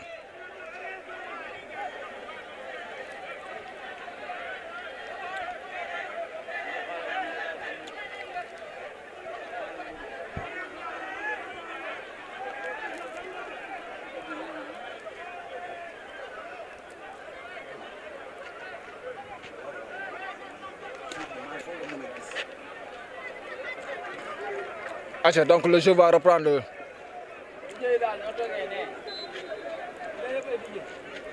Attention, ballon toujours, mais ça sera rapidement récupéré. Ballon joué du monsieur l'arbitre.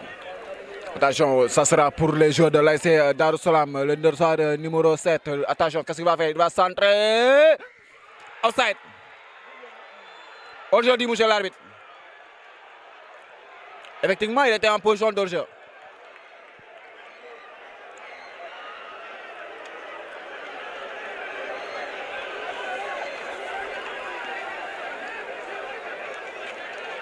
Effectivement, le dossard numéro 20 de l'ASC Darou Salam était en position d'hors-jeu. Ballon joué pour les jaunes et noirs. Le capitaine, il va. Attention, dans le wóorul, mais toujours les jaunes et noirs. ñoom ñooy doxal. dañuy noonu di dem dañuy noonu. L'ASC Bokk Jom qui essaie de combiner. Le dossard numéro 18 avait pris un carton jaune tout de suite par contestation. lu ñuy def nañ bàyyi lii te football.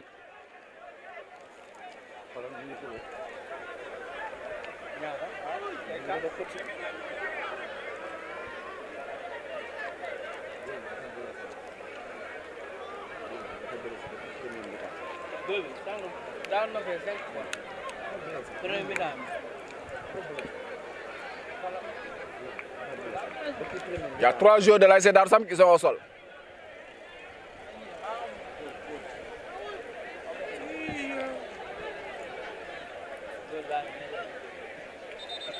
Ronald li may gis fee daa mel ni ay mbaxanu ñulle la. Ay mbaxanu ñulli. Nawetaan ngay gis lu nekk.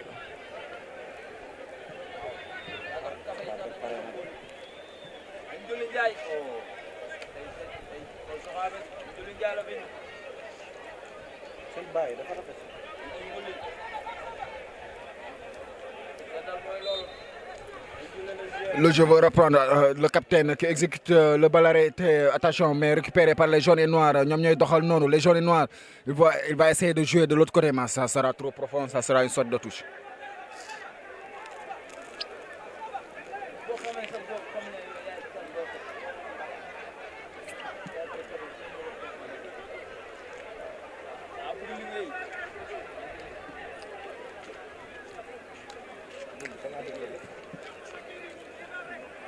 Tiens.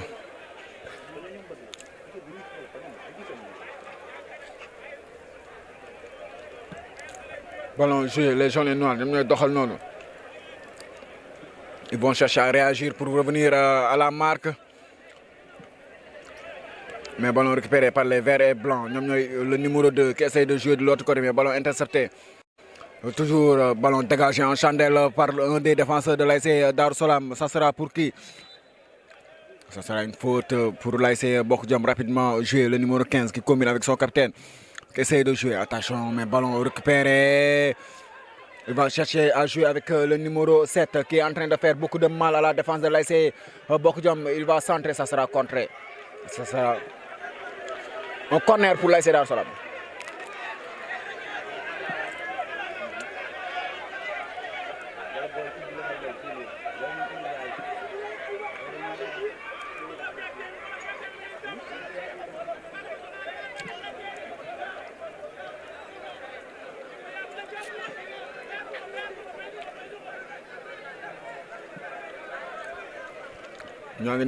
Il va prendre tout son temps, le dossard numéro 10 pour pouvoir exécuter le coup de pied de coin.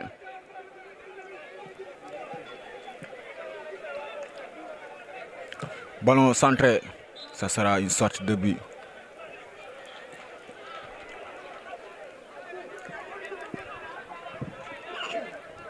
La troisième rencontre va opposer à l'ASC Dental à l'ASC Sokabek.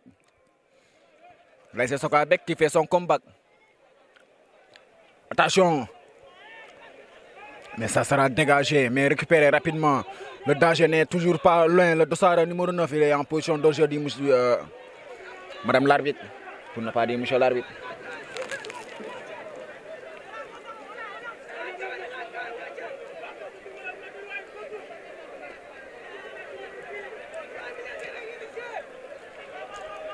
Le capitaine va exécuter. Ça sera loin jusqu'à qui? Mais ballon rapidement récupéré. Toujours dégagé. Attention, le numéro. Le gardien qui dégage en touche. Waaw mënoon na jàpp bal bi de góol ba.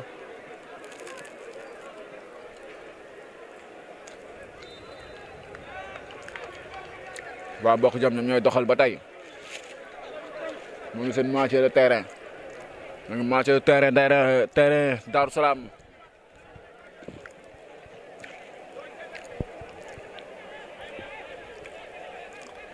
En tout cas li may gis nii bii mën na fi amaat de. Attention, coup franc exécuté. Ça sera capté par le portier de l'ASC Darussalam. Voilà, doyen. Nous avons un problème de coupure. Mais nous avons un match par rapport à Bokudjam et Darussalam. Le deuxième mi-temps pour couvert. Profondeur de Guénou. Intensité de Yombo. Attention, le numéro 7 de l'ASC Darussalam. Attention, le numéro. Il va récupérer la faute. Darussalam dugal na deuxième but mais arbitre dafay signaler hors-jeu.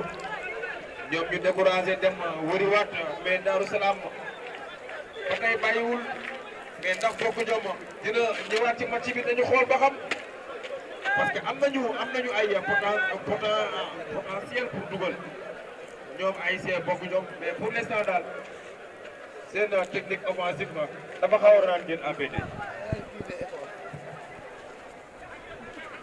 Et voilà, merci Aurélien. En tout cas, on voit Darussalam qui vient encore d'être vraiment époustouflant. Bokudjam qui avait tenu jusque-là. Allo bàyyi li ngay def. Darussalam qui a... Allo bàyyi li ngay def. Attention, coup franc joué le numéro 20, ça sera mal joué. Dañ koy continuer di doxal. Waa Bokudjam. Ça sera une touche. Long dégagement. En attendant tout à l'heure la troisième rencontre. Et voilà, donc tout à l'heure, on va essayer de... Touche jouée pour le dossard numéro 7. Aussi sportive. D'accord, elle va donner son point de vue par rapport à la rencontre. Attention, ça Tout à l'heure, on va essayer d'accrocher Amina. Elle va donner son point de vue par Faute. rapport à la rencontre. Elle est photographe, mais aussi elle marque le stade. Donc on peut dire aussi, un peu reporter sportif. La photographie et le sport, ça y va ensemble. D'accord. Donc tout à l'heure avec Amina, pour son point de vue, ou ses analyses par rapport à... L'arbitre qui fait l'appel. Tout à l'heure. Donc, le micro, s'il te plaît. Aux hommes de la Croix-Rouge. Amina, voilà. Mais su mënoon génne ngeen yàpp ko ci ngeen génne ko. Amina, salam alaikum. J'espère que tu vas bien. Alors rapidement, avant de donner ton point de vue, est-ce que tu peux bien parler dans le micro, s'il te plaît? Ok, Voilà. alors Avant de commencer, dis-moi, qui es-tu parce que tu ne connais pas.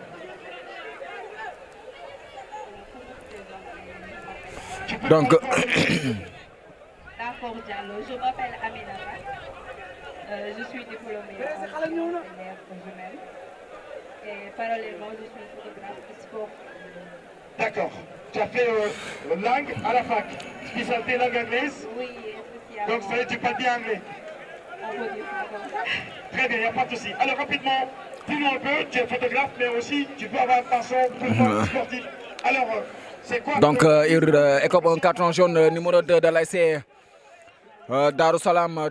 Toujours, ça sera un coup franc pour les joueurs de l'ASC Bokk Jom. Le capitaine qui va exécuter, il va jouer loin même devant. Oui, il va le faire, il va jouer loin devant. Ça sera dans le rond central. Attention, ça sera une déviation. Mais ballon récupéré rapidement, toujours par les jaunes et noirs. Mais ça sera une faute du numéro numéro 8 de l'ASC Darussalam sur un des joueurs de l'ASC. Il y a beaucoup de pression et les joueurs ne sont pas très à l'aise parce que, disons, Diallo, nous sommes au quart de finale. Attends, dañuy jouer ñoom waa Bokk Jom ñoom ñooy doxal noonu. Aujourd'hui, Attention, ballon mal dégagé, ça sera un corner. Alors, qu'est-ce que tu apprécies de plus? Alors li nga jënd yëpp neex na macha allah waaye ndox moo amul. Qu'est-ce que tu as aimé de part et d'autre? Qu'est-ce que tu as aimé ce Bokk Jom et du côté de... On va suivre le corner, le numéro 14 qui va exécuter le corner. Ça sera pour qui? Attention, ça sera pour, en deux temps le portier de l'ASC Darussalam qui demande. Maintenant il va calmer, il va prendre tout son temps. Alors l'eau est vitale, ça doit être prioritaire. C'est bien, ne pas trop se mettre la pression. Et Darussalam, qu'est-ce que tu as aimé? Attention, ñoom ñooy doxal noonu. Bal ba lan lay doon, touche lay doon. Darussalam, ils sont là, ils nous régalent en fait, ils sont très à l'aise, ils passent le ballon, ils sont là, ils jouent. Nous assistons à un match vraiment important pour le moment. D'accord. Alors, dernière question. Et quel message tu as lancé à l'endroit des supporters, des organisateurs et tout ça? Non à la violence et puis le sport, D'accord. nous assistons à un match et les joueurs sont là pour nous régaler. Donc, pour dire vrai et ce que nous pourrons faire pour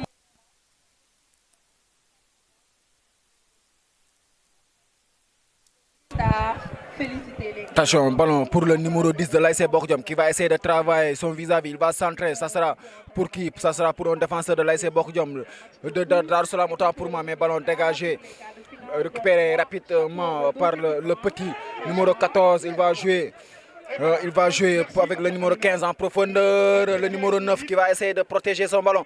Oui, il va le faire. Il va chercher la faute. Il va l'obtenir.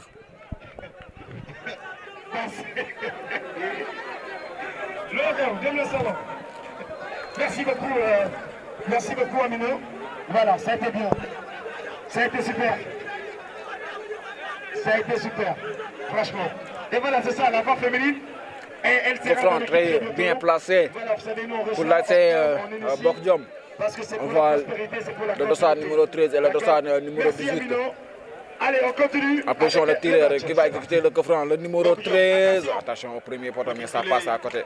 Et voilà, doyen, par rapport au programme pour Tenguet, départemental pour Tenguet, HLM war na fi football suba gi ak Ndaragu Ndaw muy demi-finale départementale mais huis clos la pour wax leen ne ñun bus bi ñu am ak fi ñu toll parce que ñun àbb nañ Tëngéej ba taay donte ci département de Tëngéej lañ bokk dañ ko doon àbb di football final yi mais tey moom moo ñu àbb di football xam nga loolu doyen loolu avancement bu ngande la jikko mais loolu avancement la moom laa la doon wax sànq moo tax ma ne la stade municipal bu Niakoulrab bii tey ñun ñi nga xamante ni tey ñun ñoo ñëw di toog si stade bii tey ñun ñoo moom stade bi. promoteur bi doon te def na li mu war a def ak maire waaye ñun bus bii ñun ñoo ko moom. tey soo demee ba téye sa alal xam ne yow yaa ko moom tey nit ñi jógee fële si àll ba di ñëw si sa alal di si toog kon gàcce ngalaama kon commune bi nga xamante ni rawatina Niakoulrab bi nga xamante ni tey stade bi tey fii la ñuy yeewoo moom moo lii daal avancement la moom si côté yëpp nag. avancement la ci côté bépp ñu doxalaat ba léegi Le capitaine qui va dégager, ça sera sur la tête de défenseur de l'ASC Bokk Jom, mais toujours récupéré par les jaunes et noirs, le numéro 15, le dossard numéro 15, attention, qui joue avec, attention, le numéro 9, qui va tirer, ça sera capté par le portier.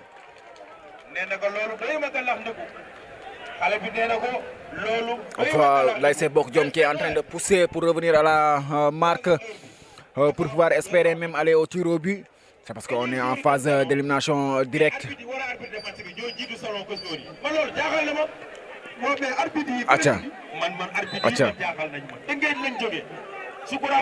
Ballon joué subtilement, attention, le numéro 10, qu'est-ce qu'il va faire? Il va passer devant le numéro 9. Belle défense, bien taclé. Changement.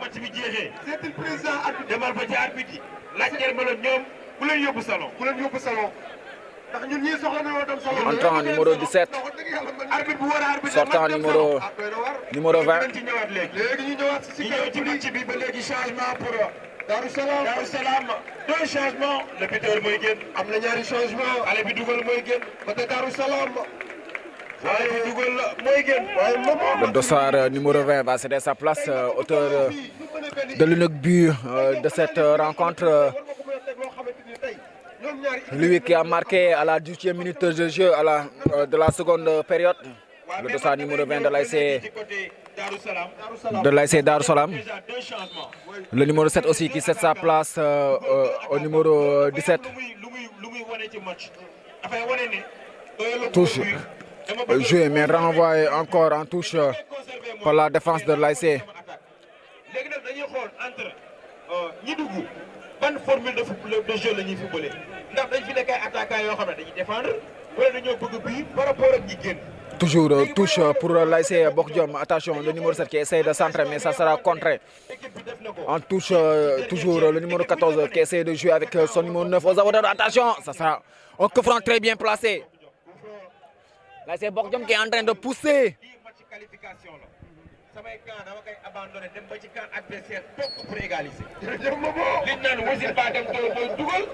Bokk Jom qui est en train de pousser pour revenir à la marque, pour espérer même aller au tir au but. C'est parce que ça reste peu de minutes pour l'arbitre. C'est le sort de ce match. Mais c'est pas encore fini.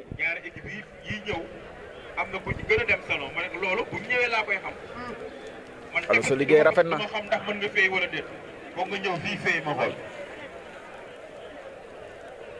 Que franc très bien placé.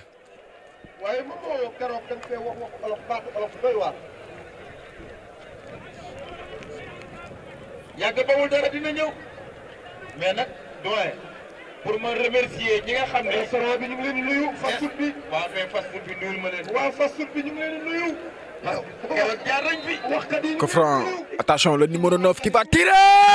Attention, c'était quel attention, le portier en deux temps. Il a sauvé un but même. Le défenseur de l'ASC Darussalam, il a sauvé. Je pense même que c'est lui qui va amener Darussalam en quart de finale. Attention, ballon joué. Attention, le numéro 11 dans la surface. Je pense que ça sera une sorte de but.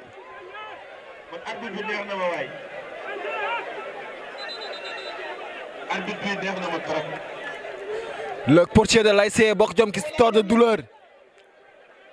loolu mooy parce que match qualification nekkul match boo xam ne da nga war a ñëw pasar pasare ko dem ñibbi. boobu lépp looy def si àdduna da ngay jël say responsabilité poste buñ la mën a jox ba koy liggéey soo jël say responsabilité. Le coach va procéder à des changements. Je pense même le portier va céder sa place. mais dañuy football dañuy waxtaan.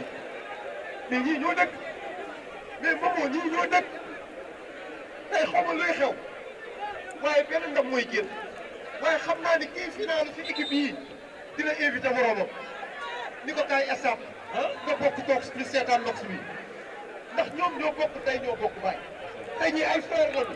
Le portier qui va céder sa place. même supporters yi nekk si ginnaaw di seetaan tey ñoo ko bokk toog di waxtaan ndax xam nga ni ñoom ñoo bokk ndey ñoo bokk baay. nañ ko léegi mais loolu am nee nañ tous les soirs supporters yi ñenn ñi. Le dossard numéro 7. Le dossard numéro 7 aussi va céder sa place au dossard numéro 17.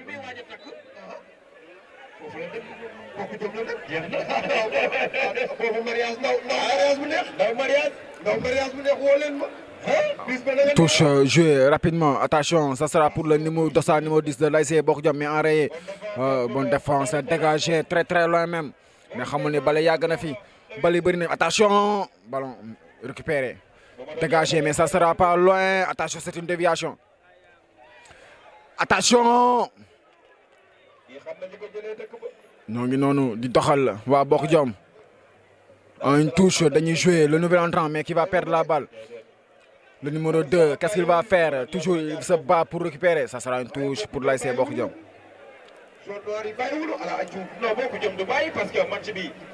Attention dans la surface.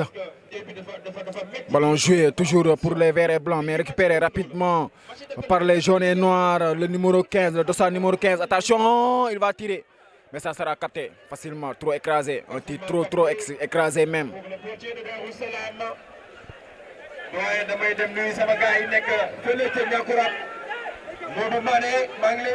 Le gardien qui dégage très loin. Ballon dévié. Attention, toujours au fond.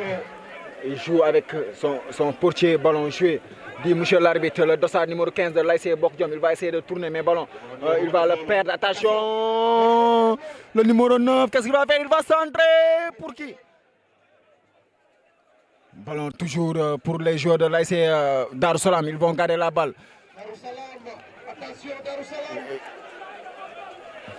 Laisse passer. Il était en position d'hors-jeu. Joué. Ça sera une touche pour l'ASC.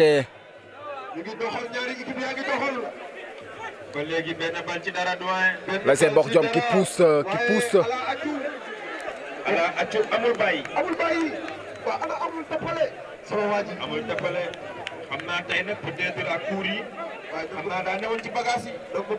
Acca ñoo ngi noonu.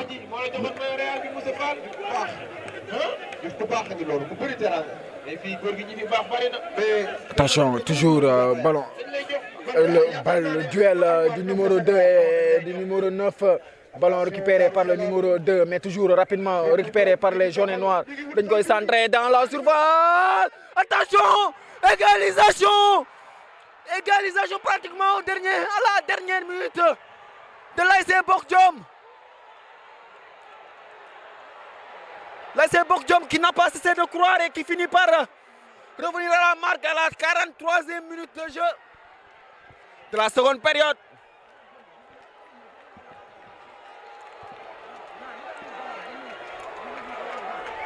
Tout était à refaire actuellement pour les deux équipes.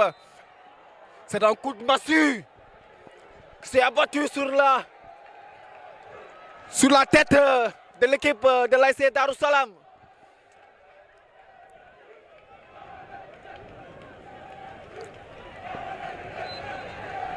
Donc joué, dit monsieur l'arbitre, attention, ballon joué devant pour l'ASC Darou Salam. Ça sera un autre match. Égalisation, Bokk Jom. Attention Darou Salam, bon touche bi. Dañ koy joué. Rapidement, attention, le numéro 9, qu'est-ce qu'il va faire? Il va entrer dans la surface, est-ce qu'il va centrer? Pointu, ça sera une sorte de but. match bi am na enjeu. waaw mais match bi dafay am enjeu parce que wax nañ leen ko léegi ñaari équipe yi. moom match bi am na enjeu. ñaari équipe yi dañu xamante équipe boo xamante moom football moom du jafe dafay yomb. waaw mais loolu dafa mel ni li nga doon wax léegi si ñaari dëkk. On est en train de voir une autre rencontre. ndax kenn ku si nekk sa temps bi nga am marqué nga si bii bi nga bëgg a marqué. kon gàcce ngalama ñaari équipe yi di Darou Salam bokk jom ba gàcce ngalama. Le numéro 2 de l'ASC Bokk Jom qui sort de douleur actuellement. ñoo ngi gis beneen match tey waaye Bokk Jom fu mu ñëwaatee moo garaw Bokk Jom da ngaa def à la Real Madrid wala li ñuy naan Manchester United first time.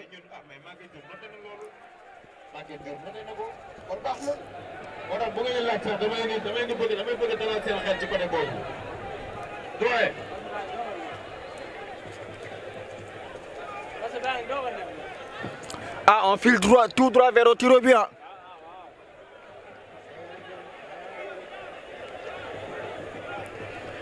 En tout cas ñoo ngi jëm ci série ba.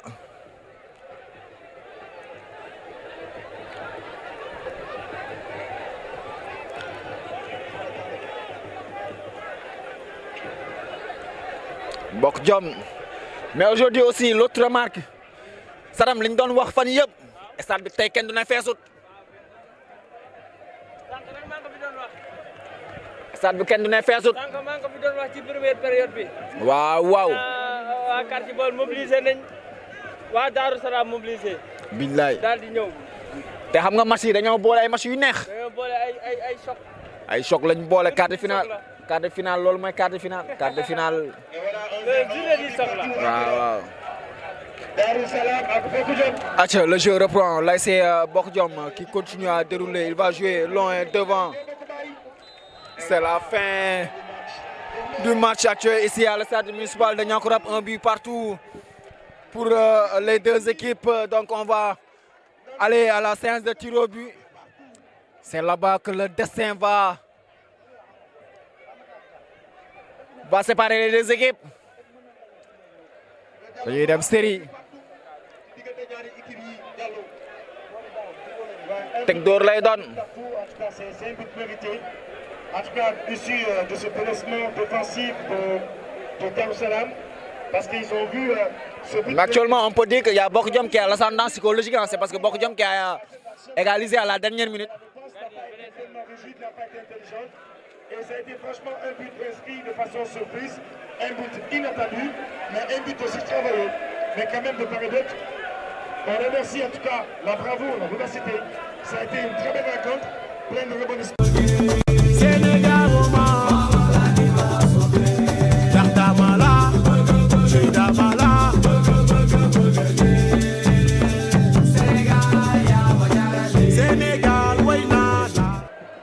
Le capitaine de l'ASC Bokk Jom qui se dirige vers le point de pénalty. L'arbitre qui donne des consignes au portier et les demande de garder un pied sur la ligne. Minimum un pied.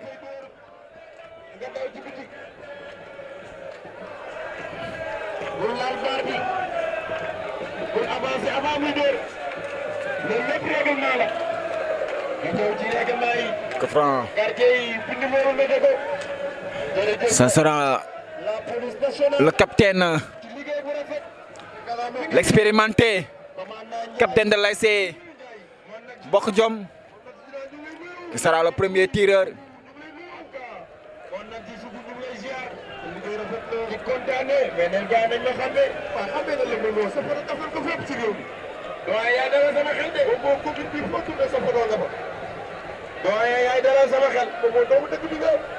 waaw loolu am na solo moom moo doomu dëkk bi nga et voilà ñu ñëw premier tour ASC Bokk Jom le 12 capitaine face à face. Allez, face au portier, le capitaine de l'ASC Bokk Jom, l'arbitre qui donne le coup de sifflet. Attention, le numéro 12, il tire et il marque. En contre-pied. 1 pour l'ASC Bok Jom. Premier tir et premier but. Le capitaine qui donne l'exemple. Il prend en contre-pied le portier de l'ASC Darussalam. L'autre expérimenté de l'ASC Darussalam aussi.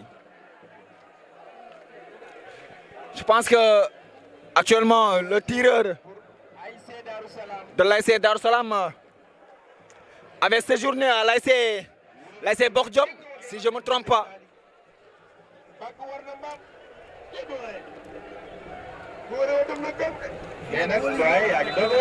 Ouais. Qui prend le numéro 8 de l'ASC Darussalam, qui prend son élan, qui avance vers le ballon, il va tirer et il va marquer. Et pourtant le gardien était parti du bon côté, mais c'était très bien tiré.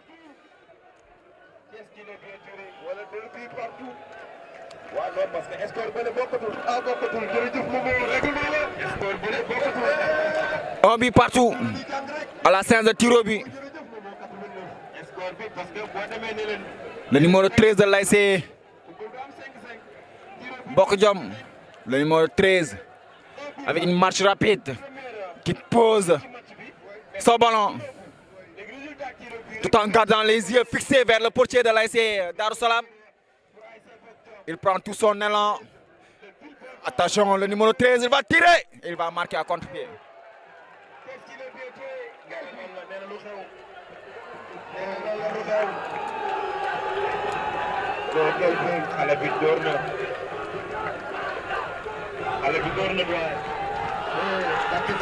Qui en angle ses supporters, le numéro 13. Le numéro 5 de l'ASC Darussalam, le capitaine lui aussi. Les capitaines portent tout espoir de leur coéquipier. On va voir si le capitaine de l'ASC Darussalam va répondre au capitaine de l'ASC Bok Jom. Le dossard numéro 5, le capitaine de l'ASC Darussalam face au portier. Il prend son élan, petit pas, day jël temps, day door, day dugal.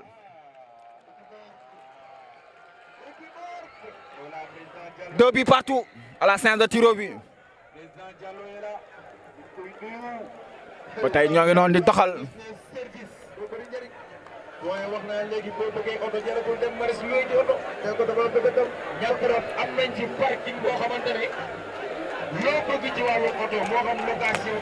Le numéro 14 de l'ASC Bok Jom, l'arrière gauche de l'ASC Bok Jom.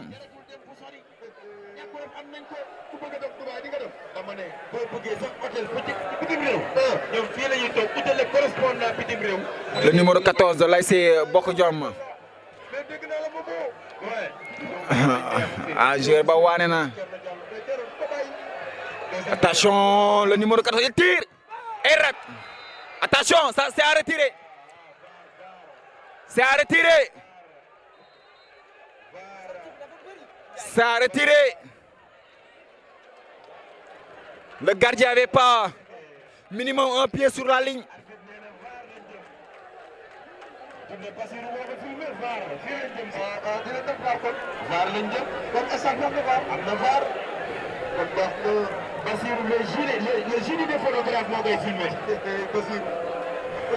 Il va prendre un carton jaune, oui, le portier.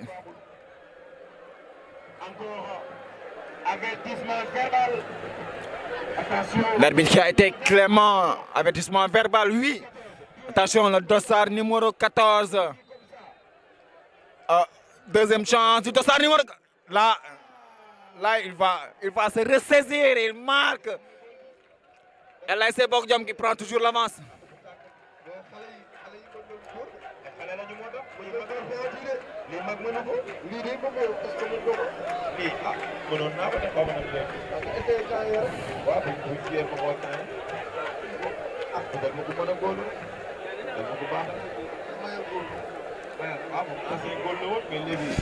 Attention, le dossard numéro 10 de l'ASC Darussalam qui se dirige vers le point de pénalty. Il va poser son ballon. Attention, le bal de 3-3 ou bien Darussalam, le 10 Le dossard numéro 10 face au portier. Il va tirer. Attention, ça passe au-dessus des cages. 3-2 toujours pour l'ASC Bokk Jom. Ñakoro bari woon na ay mango. Alsane yàgg nga sàcc mango Ñakoro. Rona gañ nga yàgg nga dem Ñakoro jaaree fa aji kii. Lépp àllu sàcc na ko ak Sadam. Rona waaw. Rona jaar na si toolu. waaye tey tamit numéro 10 Darou Salam bi jël na mango yëpp. Acha 3 tirs des deux côtés. 3 marqués du côté de l'ASC Bokk Jom. 2 marqués du côté de l'ASC Darou Salam et 1 raté du numéro 10. C'est le 4e tireur de l'ASC Bokk Jom avec son dossard numéro 4. C'est une coïncidence ou bien un pur hasard?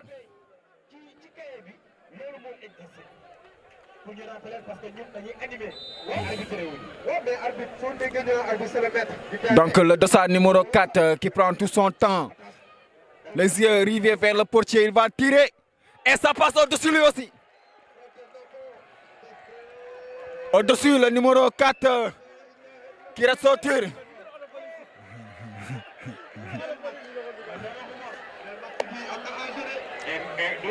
Toujours 3 buts à 2.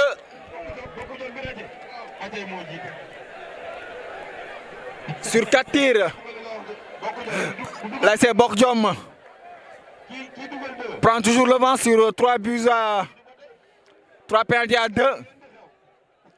Maintenant, c'est le dossard numéro 17 de l'ASC Darou Salam qui est le 4e tireur de l'ASC Darou Salam. Il va chercher à revenir à la marque ou bien laisser toujours l'ASC Bokk Jom garder l'avance. Balle de 3-3 entre les pieds de l'ASC du dossard numéro 17 de l'ASC Darou Salam. Il va prendre tout son temps, il va tirer, il va marquer. Le dossard numéro 17. Maintenant, là, c'est égalité parfaite. 3 buts partout sur 4 tirs. Partout. C'est le 5e tireur. Le numéro 15.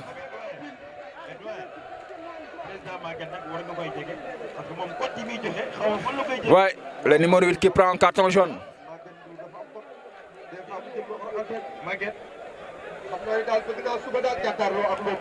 ñoo ngi nii. Le numéro 15 de l'ASC Bokk Jom. Il va redonner l'avance à l'ASC Bokk Jom ou bien. Et il y a 2 cas de figure. S'il marque et l'autre joueur de l'ASC Darou Salam rate.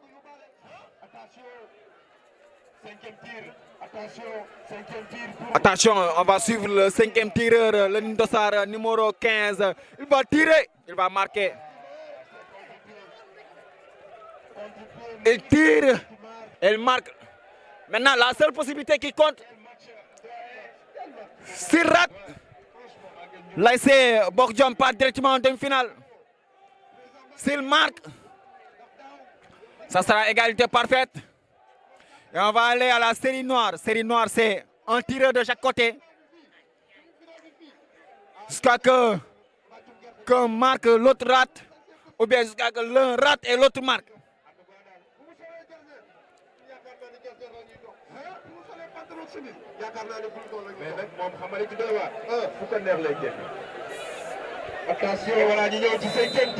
Le 5e tireur, le dossard numéro 9, le nouvel entrant lui aussi.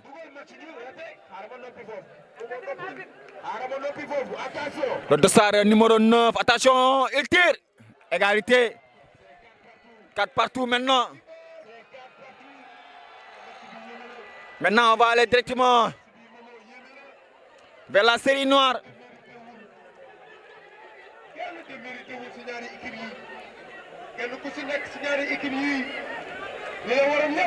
Là maintenant, les portiers peuvent décider waaw loolu téléspectateurs yi yëgal naa leen ko série noire lañ jëm loolu lay daw xale yi doon def série xaalis benn yoon nga am 3 dóor soo ratee way nga mbay atia ballon le dossard numéro 17 il tire il rate maintenant là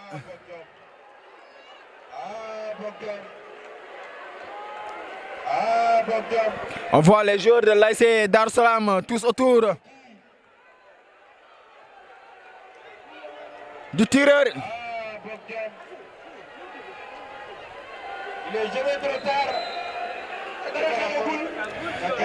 Maintenant s'il marque Darou Salam part en demi-finale.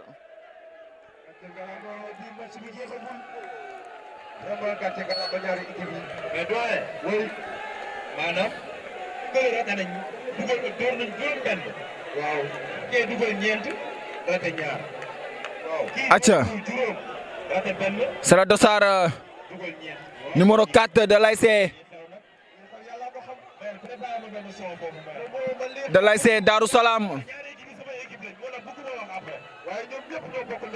Il prend son élan, il a la balle de qualification entre les pieds.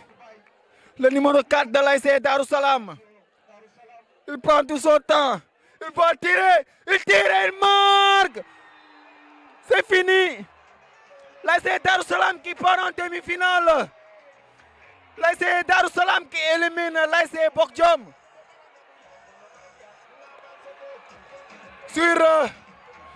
Par une séance de tir au but. 5 tirs à 4.